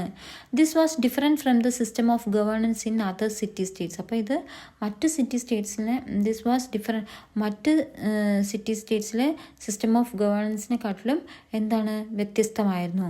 All males over the age of 30 except slaves were considered as citizens. അപ്പോൾ അവിടെ ഓൾ മെയിൽസ് എല്ലാ ആണുങ്ങളും ഓവർ ദ ഏജ് ഓഫ് 30 30 വയസ്സിൽ മുകളിലുള്ള എല്ലാ ആണുങ്ങളും എക്സെപ്റ്റ്. പക്ഷെ അവിടെ ഒരു എക്സെപ്ഷണൽ കേസുണ്ട്. ആരൊഴികെ? സ്ലേവ്സ്, അടിമകൾ ഒഴികെ 30 വയസ്സിൽ കൂടുതലുള്ള എല്ലാ ആണുങ്ങളെ citizens, പൗരന്മാരായിട്ട് പരിഗണിച്ചിരുന്നു. These citizens formed a committee and met 4 times a year to take decisions on important matters. അപ്പോൾ ഈ പൗരന്മാർ ഒരു കമ്മിറ്റി രൂപീകരിച്ചിട്ടുണ്ടായിരുന്നു. എന്നിട്ട് മെറ്റ് 4 times, എന്നിട്ട് എ ഇയർ. അപ്പോൾ ഒരു വർഷത്തിൽ 4 പ്രാവശ്യം കൂടി ചേരും. എന്തിനാണ്? ഡിസിഷൻസ്, തീരുമാനങ്ങൾ എടുക്കാൻ. അതായത് പ്രധാന പ്രശ്നങ്ങളിലും പ്രധാന കാര്യങ്ങളിലും തീരുമാനം എടുക്കാൻ ഒരു വർഷത്തിൽ 4 പ്രാവശ്യമൊക്കെ ഇവർ കമ്മിറ്റി വിളിച്ച് കൂടുമായിരുന്നു. Women, artisans and the foreigners who worked as traders were not considered as citizens. അപ്പോൾ അവിടുത്തെ പ്രത്യേകത എന്താണ്? വുമൻ, സ്ത്രീകൾ, ആർട്ടിസൻസ് മറ്റേ കലാകാർ, പിന്നെ ഫോറിനേഴ്സ് അതായത് വിദേശികൾ, who worked as traders were. അപ്പോൾ അവിടെ വ്യാപാരികളായിട്ട് ജോലി ചെയ്തിരുന്ന വിദേശികൾ, ഇവരെയൊന്നും അവർ പൗരന്മാരായിട്ട് കണക്കാക്കിയിരുന്നില്ല. Okay, Clear? Okay. The next question. Answer the questions 29 and 30 in detail. Each carry 5 score. അപ്പോൾ എന്താ പറഞ്ഞാൽ ഈ 29-ാമത്തെയും 30-ാമത്തെയും ക്വസ്റ്റ്യൻ നല്ല ഡീറ്റെയിൽ ആയിട്ട് വിവരിച്ച് ഉത്തരം എഴുതണം എന്നാണ് പറഞ്ഞതല്ല. 5 മാർക്ക് ക്വസ്റ്റ്യൻ എന്നാണ് പറഞ്ഞത്. ഒന്നാമത്തെ A, compare the ideas and principles of Jainism and Buddhism. അപ്പോൾ എന്താണ് ഒന്നാമത്തെ question? Compare the ideas and principles of Jainism. അതായത് ജൈനിസത്തിൻ്റെയും ബുദ്ധിസത്തിൻ്റെയും എന്താണ് ആശയങ്ങളും തത്വങ്ങളും എന്താണ് താരതമ്യം ചെയ്യുക എന്നാണ് ഒന്നാമത്തെ ക്വസ്റ്റ്യൻ. ഇത് നമ്മൾ പഠിച്ചിട്ടുണ്ടായിരുന്നു അല്ലേ, ജൈനിസവും ബുദ്ധിസവും. അപ്പം അവിടെ ഒരു കോളം വരച്ച് എഴുതുന്നതായിരിക്കും കുറച്ചുകൂടെ നല്ലത്. അപ്പോൾ അവിടെ ഒരു ഓർ ക്വസ്റ്റ്യനും ഉണ്ട്. ഇതല്ലെങ്കിൽ അടുത്തൊരു ക്വസ്റ്റ്യൻ ഉണ്ട്. ആദ്യം ഇത് പറഞ്ഞിട്ട് അതിലോട്ട് പോകാം. ഓക്കെ. ജൈനിസം എന്ന് പറഞ്ഞാൽ എന്താണ്? Denying the authenticity of the Vedas, Mahavira proposed 3 principles for attaining moksha, salvation. അപ്പോൾ എന്താ? Denying the authenticity of the Vedas, Mahavira propose 3 principles for attaining moksha, salvation. അതായത് എന്താണ്? ഒരു മോക്ഷം കിട്ടുന്നതിന് വേണ്ടിയിട്ട് എന്തൊക്കെയാണ് മഹാവീര 3 തത്വങ്ങൾ എന്ത് ചെയ്തു കൊണ്ടുവന്നിട്ടുണ്ട്. അതെന്താണ്? 3 രത്നാസ് അക്കോർഡിംഗ് ടു വർത്തമാന മഹാവീര അനുസരിച്ചുള്ള അതിനെയാണ് 3 രത്നാസ് എന്ന് പറയുന്നത് കേട്ടോ. അപ്പോൾ 3 രത്നാസ് അക്കോർഡിംഗ് ടു വർത്തമാന. അപ്പോൾ ഈ 3 പ്രിൻസിപ്പിൾസ് കൊണ്ടുവന്ന് പറഞ്ഞാൽ അതിന് പറയുന്ന പേരാണ് 3 രത്നാസ്. അപ്പോൾ അതെന്താണ് വർത്തമാന മഹാവീര? റൈറ്റ് ബിലീഫ് എന്ന് വെച്ചാൽ എന്താണ്? ശരിയായ വിശ്വാസം. അടുത്ത് റൈറ്റ് നോളജ്, ശരിയായ അറിവ്. റൈറ്റ് ആക്ഷൻ, ശരിയായ പ്രവൃത്തി. ഇതാണ്. പിന്നെ എന്താണ്? Mahavira shared his ideas with the people in Prakrit language. അപ്പോൾ പ്രാകൃത ലാംഗ്വേജിലാണ്, ഭാഷയിലാണ് മഹാവീര ജനങ്ങളുമായിട്ട് ഈ അദ്ദേഹത്തിൻ്റെ ആശയങ്ങൾ പ്രചരിപ്പിച്ചിരുന്നത്. According to Jainism, monks and nuns were suppose to observe 5 vows they are. അപ്പോൾ ഈ ജൈനിസത്തിൻ്റെ അനുസരിച്ച് മോങ്സ് ആൻഡ് നൺസ്, അതായത് നമ്മുടെ സന്യാസികൾ എന്താണ് ഈ 5 vows 5 സത്യപ്രതിജ്ഞ എടുക്കും പോലെ ഈ കാര്യങ്ങൾ ചെയ്യണത്. ഏതൊക്കെയാണ്? ഡോണ്ട് കിൽ എനിത്തിങ്, ഒന്നിനെയും കൊല്ലാൻ പാടില്ല. ഓക്കെ. നമ്മൾ അറിയുന്ന ഒരു ഉറുമ്പിനെ പോലും കൊല്ലാൻ പാടില്ല. ഡോണ്ട് സ്റ്റീൽ, പിന്നെ എന്താണ്? മോഷ്ടിക്കരുത്. ഡോണ്ട് ലൈ, കള്ളം പറയരുത്. ഡോണ്ട് ഓൺ പ്രോപ്പർട്ടി, സ്വന്തമായിട്ട് പ്രോപ്പർട്ടി വെക്കാൻ പാടില്ല. And practice celibacy. അടുത്ത ബുദ്ധിസം നോക്കുവാണെങ്കിൽ എന്താണ്? The Buddha's teachings and principle were simple and practical. നമ്മൾ നേരത്തെ പറഞ്ഞ പോലെ വളരെ ലളിതവും പ്രാക്ടിക്കലും ആയിട്ടുള്ളതായിരുന്നു ബുദ്ധ മത പഠനങ്ങളും പിന്നെ അവിടുത്തെ തത്വങ്ങളും. He rejected the Vedas, sacrifices, yagas and the caste system. അപ്പോൾ എന്താണ്?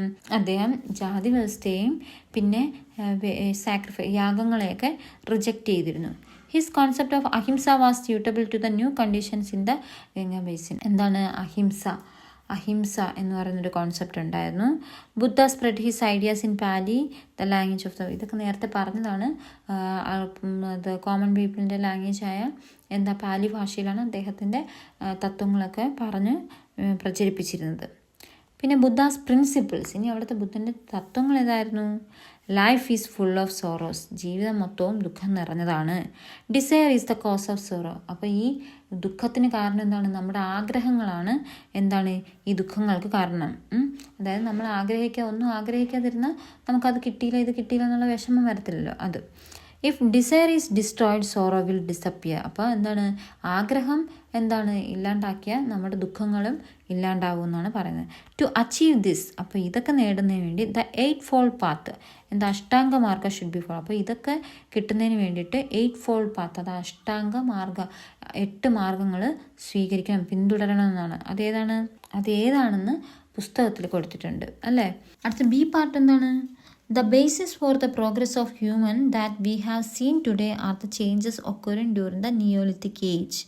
Substantiate the statement. അപ്പം basis for the progress of humans that we have seen today, നമ്മൾ ഇന്ന് കാണുന്ന തരത്തിലുള്ള മനുഷ്യരുടെ ആ പുരോഗതിയുടെ അടിസ്ഥാനം എന്ന് പറയുന്നത് are the changes occurred during the neolithic age. ആ നിയോലിത്തിക് കാലഘട്ടത്ത് ഉണ്ടായ മാറ്റങ്ങളാണ് കാരണം എന്നാണ് പറയുന്നത്. ഓക്കെ, അതിന് ആ ഒരു പ്രസ്താവനയെ ഒന്ന് സമർത്ഥിക്കുക എന്നാണ് ക്വസ്റ്റ്യൻ. അപ്പോൾ എന്താണ് നമുക്ക് അതിൻ്റെ ഉത്തരം എങ്ങനെ എഴുതാം? Neolithic tools help humans to cultivate the land. അല്ലേ, നിയോലിത്തിക് കാലത്ത് ഉപയോഗിച്ചിരുന്ന ടൂൾസ്, ഉപകരണങ്ങളാണ് അവർ കൃഷിഭൂമിയിൽ കൃഷി ചെയ്യാമെന്ന് പഠിപ്പിച്ചത്. They help them in tilling the soil and cutting down trees. അത് മാത്രമല്ല, ആ നിയോലിത്തിക് കാലത്തുള്ള ടൂൾസ് എന്തിനൊക്കെ സഹായിച്ചിരുന്നു? ടില്ലിങ് ദ സോയിൽ, മണ്ണിളക്കാനും, പിന്നെ എന്താണ്, കട്ടിങ് ഡൗൺ ട്രീസ്, മരങ്ങളൊക്കെ മുറിച്ചിടാനും സഹായിച്ചിരുന്നു. This mark the beginning of great changes in human life. അപ്പോൾ ഇത് എന്താണ്, മനുഷ്യ ജീവിതത്തിൽ തന്നെ വലിയൊരു മാറ്റം സൃഷ്ടിച്ച ഒരു കാര്യമാണ്. Agriculture and domestication of animals ensured the steady availability of food products. പിന്നെന്താണ്, കൃഷിയും പിന്നെ ഡൊമസ്റ്റിക്കേഷൻ എന്ന് വെച്ചാൽ എന്താണ്, മൃഗങ്ങളെ മെരുക്കി വളർത്തുന്നതും ഉറപ്പ് നൽകി study availability of food products. അപ്പോൾ എപ്പോഴും ആഹാരം കിട്ടും എന്നുള്ളത് ഉറപ്പ് വരുത്തിയ 2 കാര്യങ്ങളാണ് കൃഷിയും പിന്നെ ഡൊമസ്റ്റിക്കേഷനും, മൃഗപരിപാലനം. As a result permanent settlements and agrarian villages came in to existence. അപ്പോൾ ഇവർ കൃഷിയും പിന്നെ മൃഗപരിപാലനവും തുടങ്ങിയോടെ അവർക്ക് മനസ്സിലായി, നമ്മൾ കൃഷി ഇവിടെ ഇട്ടിട്ട് നമുക്കൊരു സ്ഥലത്തും പോകാൻ പറ്റൂല എന്നുള്ള അങ്ങനെ ഒരു തിരിച്ചറിവ് വന്നപ്പോൾ അവരെന്ത് ചെയ്തു, അവിടെ തന്നെ സ്ഥിരതാമസമാവാൻ തുടങ്ങി. അതാണ് ഇവിടെ പറയുന്നത്. ആസ് എ റിസൾട്ട്, അതിന് ഫലമായിട്ട് പെർമനൻറ്റ് സെറ്റിൽമെൻറ്റ്സ്, അതായത് സ്ഥിരമായിട്ടുള്ള താമസവും, ആൻഡ് അഗ്രേറിയൻ വില്ലേജസ്, കൃഷിപരമായിട്ടുള്ള ഗ്രാമങ്ങളും കെയിം ഇൻ ടു എക്സിസ്റ്റൻസ്, നിലവിൽ വന്നു. The storage of grains became possible with the introduction of pottery and the use of bricks made of clay. അതുമാത്രമല്ല, storage of grains, അപ്പോൾ കിട്ടിയ ധാന്യങ്ങളൊക്കെ എവിടെയെങ്കിലും ശേഖരിച്ച് വെക്കണമല്ലോ, അങ്ങനെ ചിന്തിച്ച് അവരെന്ത് ചെയ്തു, കലങ്ങളും മറ്റും ഉണ്ടാക്കി. The storage of grains became possible, സാധ്യമായി, with the introduction of pottery, അപ്പോൾ കലത്തിൻ്റെയൊക്കെ ഇൻട്രൊഡക്ഷനോടെയും, and the use of bricks made of clay, അതായത് കളിമണ്ണ് കൊണ്ടുള്ള കട്ടകളുടെ ഉപയോഗമൊക്കെ വന്നതോടുകൂടെയാണ് ഗ്രെയിൻസ് ഒക്കെ നമുക്ക് സ്റ്റോർ ചെയ്ത് വെക്കാമെന്ന് അവർ പഠിച്ചത്. When the surplus production in agriculture became possible, a section of society became free from agrarian activities. അത് മാത്രമല്ല, when the surplus production, ഈ സർപ്ലസ് പ്രൊഡക്ഷൻ എന്ന് വെച്ചാൽ അമിതമായിട്ട് അപ്പോൾ കൃഷിയൊക്കെ ചെയ്ത് ഒരുപാട് കൃഷിയൊക്കെ ചെയ്ത് കഴിഞ്ഞപ്പോൾ ഇപ്പോൾ ഫോർ എക്സാമ്പിൾ, ഇപ്പോൾ നമ്മൾ പയർ കൃഷി ചെയ്യണമെന്ന് വെച്ചാൽ, അപ്പോൾ ഒരു പയർ കൃഷി ചെയ്തപ്പോൾ ഇനി പയർ കൃഷി ചെയ്ത് നമ്മൾ ശേഖരിച്ചൊക്കെ വെച്ചിട്ടുണ്ട്, ഇനി എപ്പോഴും അത് ചെയ്യണോ? അപ്പോൾ അവർ അതിൽ നിന്ന് ഫ്രീ ആയി അടുത്തൊന്നിലേക്ക് തിരിഞ്ഞു. അങ്ങനത്തെ ഒരു എക്സാമ്പിളാണ് ഇവിടെ. അപ്പോൾ when the surplus production in agriculture, അതായത് കൃഷിയിൽ അമിതമായി ഉൽപ്പാദിപ്പിക്കാൻ തുടങ്ങിയപ്പോൾ, പറ്റുന്നുണ്ടെന്ന് കഴിഞ്ഞപ്പോൾ, എ സെക്ഷൻ ഓഫ് സൊസൈറ്റി, സമൂഹത്തിലെ ഒരു വിഭാഗം ആൾക്കാർ became free from agrarian activities, അപ്പോൾ ഈ കൃഷിപരമായിട്ടുള്ള പ്രവർത്തനങ്ങളിൽ നിന്ന് മോചിതരായി. They began to engage in other occupations. തുടങ്ങി ടു എൻഗേജ്, ഏർപ്പെടാൻ, ഇൻ അതർ ഒക്യുപ്പേഷൻ, മറ്റു ജോലികളിൽ, സച്ചസ് ഏതുപോലുള്ള പോട്ടറി മേക്കിംഗ്, കല ഉണ്ടാക്കൽ, വീവിങ്, നെയ്ത്ത്, etcetera. Thus the society came to include the social formation. അങ്ങനെ ഒരു സമൂഹ രൂപീകരണം ഉണ്ടായി. അതായത് കൃഷിയൊക്കെ ഉൽപ്പന്നങ്ങൾ കൂടിയപ്പോൾ ഒരു കൂട്ടം ആൾക്കാർ വിചാരിച്ചു നമ്മൾക്കിനി വേറെ എന്തെങ്കിലും ചെയ്യാം, നെയ്യാനും കല ഉണ്ടാക്കാനും ഒക്കെ തുടങ്ങി. അങ്ങനെ ഒരു സമൂഹ രൂപീകരണം അവിടെ ഉണ്ടായി. From the above we can understand that. അപ്പം മുകളിൽ പറഞ്ഞ ഈ കാരണങ്ങൾ കൊണ്ട് നമുക്ക് മനസ്സിലാക്കാൻ പറ്റും the basis of the progress achieved by man today. ഇന്നത്തെ മനുഷ്യൻ നേടുന്ന ഈ പുരോഗതിയുടെ അടിസ്ഥാനം എന്ന് പറഞ്ഞ് comes from the changes in the neolithic age. അപ്പോൾ ഇതെല്ലാം നിയോലിത്തിക് കാലഘട്ടത്തിലാണ് നടക്കുന്നത്.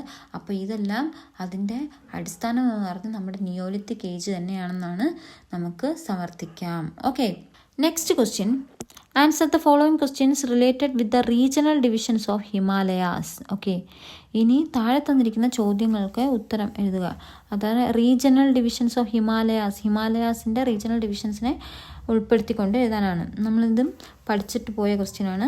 Name the Himalayan region in between river Indus and river Kali. River Indus, Sindhu നദിക്കും കാളിക്കും ഇടയ്ക്കുള്ള ഏതാണെന്നാണ് ചോദിക്കുന്നത്. ഏത് ഹിമാലയൻ റീജിയനാണ് നമ്മൾ പഠിച്ചു? ഏതാണ്? Western Himalayas. ഓക്കെ, പിന്നെന്താ? ഓക്കെ, ഒന്നാമത്തെ ക്വസ്റ്റ്യൻ വെസ്റ്റേൺ ഹിമാലയാസ്. രണ്ടാമത്തെ ക്വസ്റ്റ്യൻ എന്താ പറയുന്നത്? Mention the features of any 2 divisions of this region. അപ്പോൾ ഈ റീജിയൻ്റെ എന്തെങ്കിലും 2 സവിശേഷതകൾ പറയാനാണ് പറയുന്നത്. ഓക്കെ, അപ്പോൾ നമുക്ക് അത് 5 മാർക്കിൻ്റെ ക്വസ്റ്റ്യനായിട്ട് ഇച്ചിരി കുറച്ച് കൂട്ടി തന്നെ എഴുതാം അല്ലേ. വെസ്റ്റേൺ ഹിമാലയസ് നമ്മൾ 3ആയിട്ട് തരംതിരിച്ചിട്ടുണ്ടെന്ന് പറഞ്ഞു. ഏതാണ്? കാശ്മീർ ഹിമാലയ, ഹിമാചൽ ഹിമാലയ, ഉത്തരാഖണ്ഡ് ഹിമാലയ. ഇനി ഓരോന്നിൻ്റെയും പ്രത്യേകത. കാശ്മീർ ഹിമാലയയുടെ പ്രത്യേകത എന്താണ്? അത് extends over nearly 3.5 lakh square kilometre in Jammu and Kashmir and Ladakh region. അപ്പോൾ 3.5 ലക്ഷം സ്ക്വയർ കിലോമീറ്ററിൽ ജമ്മു കാശ്മീരിൽ ലഡാക്ക് റീജിയനിലുമായിട്ട് വ്യാപിച്ച് കിടക്കുന്നതാണ് നമ്മുടെ കാശ്മീർ ഹിമാലയ. റഫ്ലി 700 kilometre long and 500 kilometre wide. അപ്പം അതിൻ്റെ ലെങ്ത് എന്ന് പറഞ്ഞ 700 കിലോമീറ്ററും വിഡ്ത്ത് എന്ന് പറഞ്ഞ 500 കിലോമീറ്ററുമാണ്. ഇതിൻ്റെ സവിശേഷതകൾ എന്തൊക്കെയാണ്? ഫീച്ചേഴ്സ്. പ്രത്യേകതകൾ എന്ന് വെച്ചാൽ എന്താണ്? The important mountain ranges of Kashmir Himalaya containing snow covered peaks, valley and hill ranges are Karakoram, Zanskar, Ladakh and Pir Panjal. Okay, നമ്മൾ പറഞ്ഞു ഇവിടുത്തെ പ്രധാന പർവ്വത പ്രദേശങ്ങൾ എന്ന് പറഞ്ഞാൽ ഏത് മുതലാണ്? ഏതൊക്കെയാണ്? കാശ്മീർ ഹിമാലയ. അവിടെ എപ്പോഴും എന്താണ്? സ്നോ കവേർഡ്, മഞ്ഞ് മൂടപ്പെട്ട പീക്സ്, കൊടുമുടികൾ കാണും. പിന്നെ വാലീസ് കാണും, താഴ്വരകൾ കാണും. ആൻഡ് ഹിൽ റേഞ്ചസ് ഏതൊക്കെയാണ്? കാരക്കോറം, സസ്കർ, ലഡാക്ക് ആൻഡ് പിർപ്പാഞ്ചൽ. പിന്നെ ഹിൽ റേഞ്ചസ് ഒക്കെ ഇവിടെ ഉണ്ട്. പിന്നെ നമ്മുടെ പറയുന്ന അടുത്ത പോയിന്റാണ് മൗണ്ട് കെ2. നമുക്കറിയാം എന്താ വേറെ പേര്? Godwin Austin. അതിൻ്റെ എന്താണ്? 8611 മീറ്റേഴ്സ് ആണ്. അത് ഈ മൗണ്ട് കെ2 എന്ന് പറഞ്ഞാൽ എന്താണ്? The second highest peak in the world. ലോകത്തിൽ തന്നെ 2ാമത്തെ ഉയരം കൂടിയ കൊടുമുടിയാണ്. It is situated in the Karakoram range. അത് കാരക്കോറം റേഞ്ചിലാണ് സ്ഥിതി ചെയ്യുന്നത്. Siachen, Baltoro etcetera are the important glaciers of this region. അപ്പോൾ ഈ മേഖലയിലെ പ്രധാനപ്പെട്ട മഞ്ഞുപാളികൾ ഗ്ലേഷ്യേഴ്സ് ആണ്. എന്താ? Siachen, ബോൾട്ടോറോ. These glaciers help the river Indus and its tributaries such as Ravi, Jhalam and Chenab have a luxuriant water flow throughout the year. അപ്പോൾ ഈ glaciers എന്താണ്? ഉരുകി വെള്ളമായിട്ട് ഒഴുകി പോകാറുണ്ട്. അപ്പോൾ ഇതാണ് നമ്മുടെ സിന്ധു നദിക്കും അതിൻ്റെ പോഷക നദികളായ രവി നദി, ജലം, ചെനാബ് എന്നീ നദികൾക്ക് ലക്ഷൂറിയൻറ്റ് വാട്ടർ ഫ്ലോ. അപ്പോൾ എപ്പോഴും ആ വർഷം മുഴുവൻ അവർക്ക് വെള്ളം കിട്ടുന്നത് ഇവിടെ നിന്നാണ്, ഈ ഗ്ലേഷ്യേഴ്സിൽ നിന്നാണ്. അടുത്തെന്താണ്? The freight goods and passenger movement on either side of mountains is made possible through mountain pass. അപ്പോൾ ഈ മൗണ്ടൻ്റെ 2 സൈഡുകളിലും കൂടെ യാത്ര ചെയ്യുന്നതിന് വേണ്ടി മൗണ്ടൻ പാസസ് ഉണ്ട്. അപ്പോൾ മാർഗ്സ് ഇൻ കാശ്മീർ ഹിമാലയ. അപ്പോൾ ഇവിടുത്തെ മാർഗ്സ് എന്ന് പറഞ്ഞാൽ എന്താണ്? അതൊരു പ്രധാന പോയിന്റാണ്. മീഡോസ് formed along the mountain slopes during the summer season. അതായത് സമ്മർ സീസണിൽ അവിടെ പുൽമേടുകൾ ഉണ്ടാവും എന്ന് പറഞ്ഞല്ലോ. അപ്പോൾ സമ്മർ സീസൺ ആകുമ്പോൾ അവിടെ മഞ്ഞുപാളിയൊന്നുമില്ല. അപ്പോൾ ചെറിയ ചെറിയ ചെടികൾ വരും, അങ്ങനെ പുൽമേടുകൾ ഉണ്ടാവുന്നു. അത്തരത്തിൽ ഫോം ചെയ്യുന്ന ആ മീഡോസിനെയാണ് നമ്മൾ മാർഗ്സ് എന്ന് പറയുന്നത്. These margs get covered under snow during winter. അപ്പോൾ ഇത് വിൻ്റർ സമയമാകുമ്പോൾ എന്ത് ചെയ്യും? ഈ പുൽമേടുകളൊക്കെ എന്ത് ചെയ്തു? മഞ്ഞാൽ മൂടപ്പെട്ട് കിടക്കും. These region attracts tourist for winter games such as skiing. അപ്പോൾ നമുക്കറിയാം സ്കീയിങ് എന്ന് പറഞ്ഞ ഗെയിമൊക്കെ ഇല്ലേ? അപ്പോൾ വിൻ്റർ സീസണിൽ കളിക്കുന്ന ഒരു ഗെയിമാണ്. അതൊക്കെ ഇവിടെ അരങ്ങേറാറുണ്ട്. ഓക്കെ, അതാണ് നമ്മുടെ വെസ്റ്റേൺ ഹിമാലയ ഫസ്റ്റായ കാശ്മീർ ഹിമാലയ. ഇനി അടുത്ത് പറയുന്നതാണ് ഹിമാചൽ ഹിമാലയയുടെ പ്രത്യേകത എന്താണ്? The major portion of Himachal Himalaya is the state of Himachal Pradesh. അപ്പോൾ ഹിമാചൽ ഹിമാലയയുടെ പ്രധാന ഭാഗം എന്ന് പറഞ്ഞാൽ നമ്മുടെ ഹിമാചൽ പ്രദേശിൻ്റെ ഭാഗങ്ങളാണ് കേട്ടോ. Chenab, Ravi, Beas are the important rivers in the mountain region. അപ്പോൾ ഈ മൗണ്ടെയിൻ റീജിയനിലുള്ള പ്രധാന നദികളാണ് ചെനാബ്, രവി, ബീസ് എന്നൊക്കെ പറഞ്ഞത്. Dhauladhar and Pir Panjal are the mountain ranges in this region. അപ്പോൾ ഈ റീജിയനിലെ പ്രധാന മൗണ്ടെയിൻ റേഞ്ചസ് ആണ് ദൗലതാർ ആൻഡ് പീർ പാഞ്ചൽ എന്ന് പറയുന്നത്. പിന്നെ ഇവിടെ ഫ്രഷ് വാട്ടർ ലേക്ക് ഉണ്ട്. Major fresh water lake in this mountain ranges are Chandratal and Surajtal. അപ്പോൾ ഇവിടുത്തെ പ്രധാനപ്പെട്ട ഫ്രഷ് വാട്ടർ ലേക്ക്, ശുദ്ധജല തടാകങ്ങളാണ് ചന്ദ്രതാൽ ആൻഡ് സൂരജ് താൽ. ചന്ദ്രനെയും സൂര്യനെയും ഓർത്താൽ മതി. Okay, major passes in Himalayas. അപ്പോൾ ഇവിടുത്തുള്ള പ്രധാനപ്പെട്ട പാസ് ഏതൊക്കെയാണ്? ദ ബരാലചാ പാസ്, അതേതിനെയൊക്കെ കണക്ട് ചെയ്യുന്നത്? ഹിമാചൽ പ്രദേശിനെ ലഡാക്കുമായിട്ട് കണക്ട് ചെയ്യുന്നു. റോഹ്താങ് പാസ്, അത് Kullu valley with Lahaul and Spiti valleys. Kullu താഴ്വരയെ ലഹൂൽ ആൻഡ് സ്പിതി താഴ്വരയായിട്ട് കണക്ട് ചെയ്യുന്നതാണ് റോഹ്താങ് പാസ്. ഇനി ഇവിടുത്തെ മേജർ വാലീസ് ഇൻ ഹിമാലയ, ഇവിടെ പ്രധാനമായിട്ടുള്ള താഴ്വരകളാണ് കുളു വാലി, കാംഗ്ര ആൻഡ് ലഹൂൽ. ഇനി major tourist centres in Himachal ഹിമാലയയിലെ പ്രധാന ടൂറിസ്റ്റ് കേന്ദ്രങ്ങളാണ് ഷിംല, മണാലി. നമ്മളൊക്കെ മണാലി പോകണം എന്ന് പറയില്ലേ, ആ മണാലിയൊക്കെ. ഇനി Snowfall and mild winters and hot springs are the features of this region. അപ്പോൾ ഈ മേഖലയുടെ പ്രധാന സവിശേഷതകളാണ് മഞ്ഞുവീഴ്ചയും മൈൽഡ് വിൻ്ററൊക്കെ. ഓക്കെ, അപ്പോൾ അതും കൂടെ ആകുമ്പോൾ നമ്മുടെ വെസ്റ്റേൺ ഹിമാലയാസിലുള്ള 3 കാശ്മീർ ഹിമാലയായി, ഹിമാചൽ ഹിമാലയായി, അടുത്ത് പറയുന്നതാണ് ഉത്തരാഖണ്ഡ് ഹിമാലയ. അപ്പോൾ ഉത്തരാഖണ്ഡ് ഹിമാലയയുടെ പ്രത്യേകത എന്താണ്? Uttarakhand Himalaya part of the Himalaya which extends from river Sutlej to river Kali. അപ്പോൾ റിവർ സത്ലജ് മുതൽ റിവർ കാളി വരെ ഇങ്ങനെ വ്യാപിച്ച് കിടക്കുന്ന ഒരു പാർട്ടാണ്, ഒരു ഭാഗമാണ് ഉത്തരാഖണ്ഡ് ഹിമാലയ എന്ന് പറയുന്നത്. ഇതിൻ്റെ വെസ്റ്റേൺ സൈഡിന് അറിയപ്പെടുന്ന പേരാണ് ഗഡ്വാൾ ഹിമാലയ, ഈസ്റ്റേൺ സൈഡ് അറിയപ്പെടുന്നതാണ് കുമവോൻ ഹിമാലയാസ്. പിന്നെ several high peaks such as Nanda Devi, Kamet, Badrinath, Kedarnath etcetera are situated in the Uttarakhand Himalaya. അപ്പോൾ ഈ ഉത്തരാഖണ്ഡ് ഹിമാലയയിൽ കുറേ പീക്സ് ഉണ്ട്, ഉയർന്ന കൊടുമുടികളുണ്ട്. ഏതൊക്കെയാണ്? നന്ദാദേവി, കാമറ്റ്, ബദ്രിനാഥ്, കേദാർനാഥ് ഇങ്ങനെയൊക്കെ ഉണ്ട്. The Gangotri and Yamunotri glaciers from where the rivers Ganga and Yamuna origin. അപ്പോൾ ഗംഗാ നദി, യമുന നദിയും ഉത്ഭവിക്കുന്ന ഗ്ലേഷ്യേഴ്സാണ് ഗംഗോത്രിയും യമുനോത്രി ഗ്ലേഷ്യേഴ്സ്. ഇനി ഫ്രഷ് വാട്ടർ ലേക്സ് ഉണ്ട്, ശുദ്ധജല തടാകങ്ങളുണ്ട്. Such as Nainital and Bhimtal are also situated in this region. നൈനിത്താലും ഭീംതാളും ഈ മേഖലയിലാണ് സ്ഥിതി ചെയ്യുന്നത്. The flat valleys seen in between lesser Himalayas and the Shivalik hill ranges are duns. നമ്മൾ പഠിച്ചു ഡൂൺസ് എന്താണ്? ദ ഫ്ലാറ്റ് വാലീസ്, ഫ്ലാറ്റായിട്ട് കിടക്കുന്ന താഴ്വരകൾ ഏതിനൊക്കെ ഇടയ്ക്കുള്ള ലെസർ ഹിമാലയസിനും ശിവാലിക് ഹിൽ റേഞ്ചിനും ഇടയ്ക്ക് ഇങ്ങനെ ഫ്ലാറ്റായിട്ട് കിടക്കുന്ന ഫ്ലാറ്റ് താഴ്വരകളെയാണ് നമ്മൾ ഡൂണുകൾ എന്ന് പറയുന്നത്. ഡെറാഡൂണിന് Uttarakhand state is famous dun. അങ്ങനെയുള്ള ഒരു ഡൂൺ ഉദാഹരണമാണ് നമ്മുടെ ഡെറാഡൂൺ എന്ന് പറയുന്നത്. Okay, the alpine summer meadows നേരത്തെ പറഞ്ഞാണ്. The alpine summer meadows along the higher altitude mountain slope of this region are called bugyals. Okay, അപ്പോൾ ഈ alpine summer meadows along the higher altitude, അപ്പോൾ ഈ പുൽമേടുകൾ ഹയർ ആൾട്ടിറ്റ്യൂഡിലുള്ള ആ വലിയ പുൽമേടുകളെയും മൗണ്ടൻ സ്ലോപ്പിലെ പുൽമേടുകളിലുള്ള ആ ഒരു മേഖലയാണ് നമ്മൾ ബഗ്യാൽസ് എന്ന് പറയുന്നത്. The bugyals when get buried under snow during winter. അപ്പോൾ ഈ അപ്പോൾ ഈ പുൽമേടുകൾ വിൻ്റർ സമയമാകുമ്പോൾ എന്ത് ചെയ്യും? മഞ്ഞാൽ മൂടപ്പെട്ട് കിടക്കും. Is made use for winter tourism. അപ്പോൾ ഇതെന്ത് വിൻ്റർ ടൂറിസത്തിന് ഉപയോഗിക്കാറുണ്ട്. ഓക്കെ, അതിന് ഉദാഹരണമാണ് തയ്യാറ ബഗ്യാൽ, ഗൗസൻ ബഗ്യാൽ എന്നൊക്കെ നമ്മൾ നേരത്തെ പഠിച്ചിട്ടുണ്ടായിരുന്നു. Okay, clear. ഇനി ക്വസ്റ്റ്യൻ പേപ്പറിലെ ലാസ്റ്റ് ക്വസ്റ്റ്യനാണ് ബി പാർട്ട്. എന്താണ്? Identify the monsoon wind from which the Brahmaputra plain and the northern plain receive sufficient rainfall. Identify the monsoon wind. അപ്പോൾ മൺസൂൺ കാറ്റ് ഏതെന്നാണ് ചോദിക്കുന്നത്. ഫ്രം വിച്ച്, ആ കാറ്റിൽ നിന്നാണ് ബ്രഹ്മപുത്ര പ്ലെയിനും നോർത്തേൺ പ്ലെയിനും സഫിഷ്യൻ്റ് ആയിട്ടുള്ള മഴ ലഭിക്കുന്നത്. അതേതാണ്? അത് മാത്രമല്ല, അത് ക്വസ്റ്റ്യനിൽ അടുത്ത് ചോദിക്കുന്നത് give an account of this monsoon wind. ഏതാണത്? Bay of Bengal branch of the south west monsoon season. Account of the monsoon season എന്ന് പറഞ്ഞാൽ എന്താണ്? As a result of the rapid increase in temperature over the north Indian plain by the month of March a low pressure area is developed over the. അപ്പോൾ നമുക്കറിയാം rapid increase in temperature കൂടുമ്പോൾ north Indian പ്ലെയിനിൽ മാർച്ചൊക്കെ ആകുമ്പോൾ temperature കൂടും. Temperature കൂടുമ്പം pressure എന്ത് ചെയ്യും?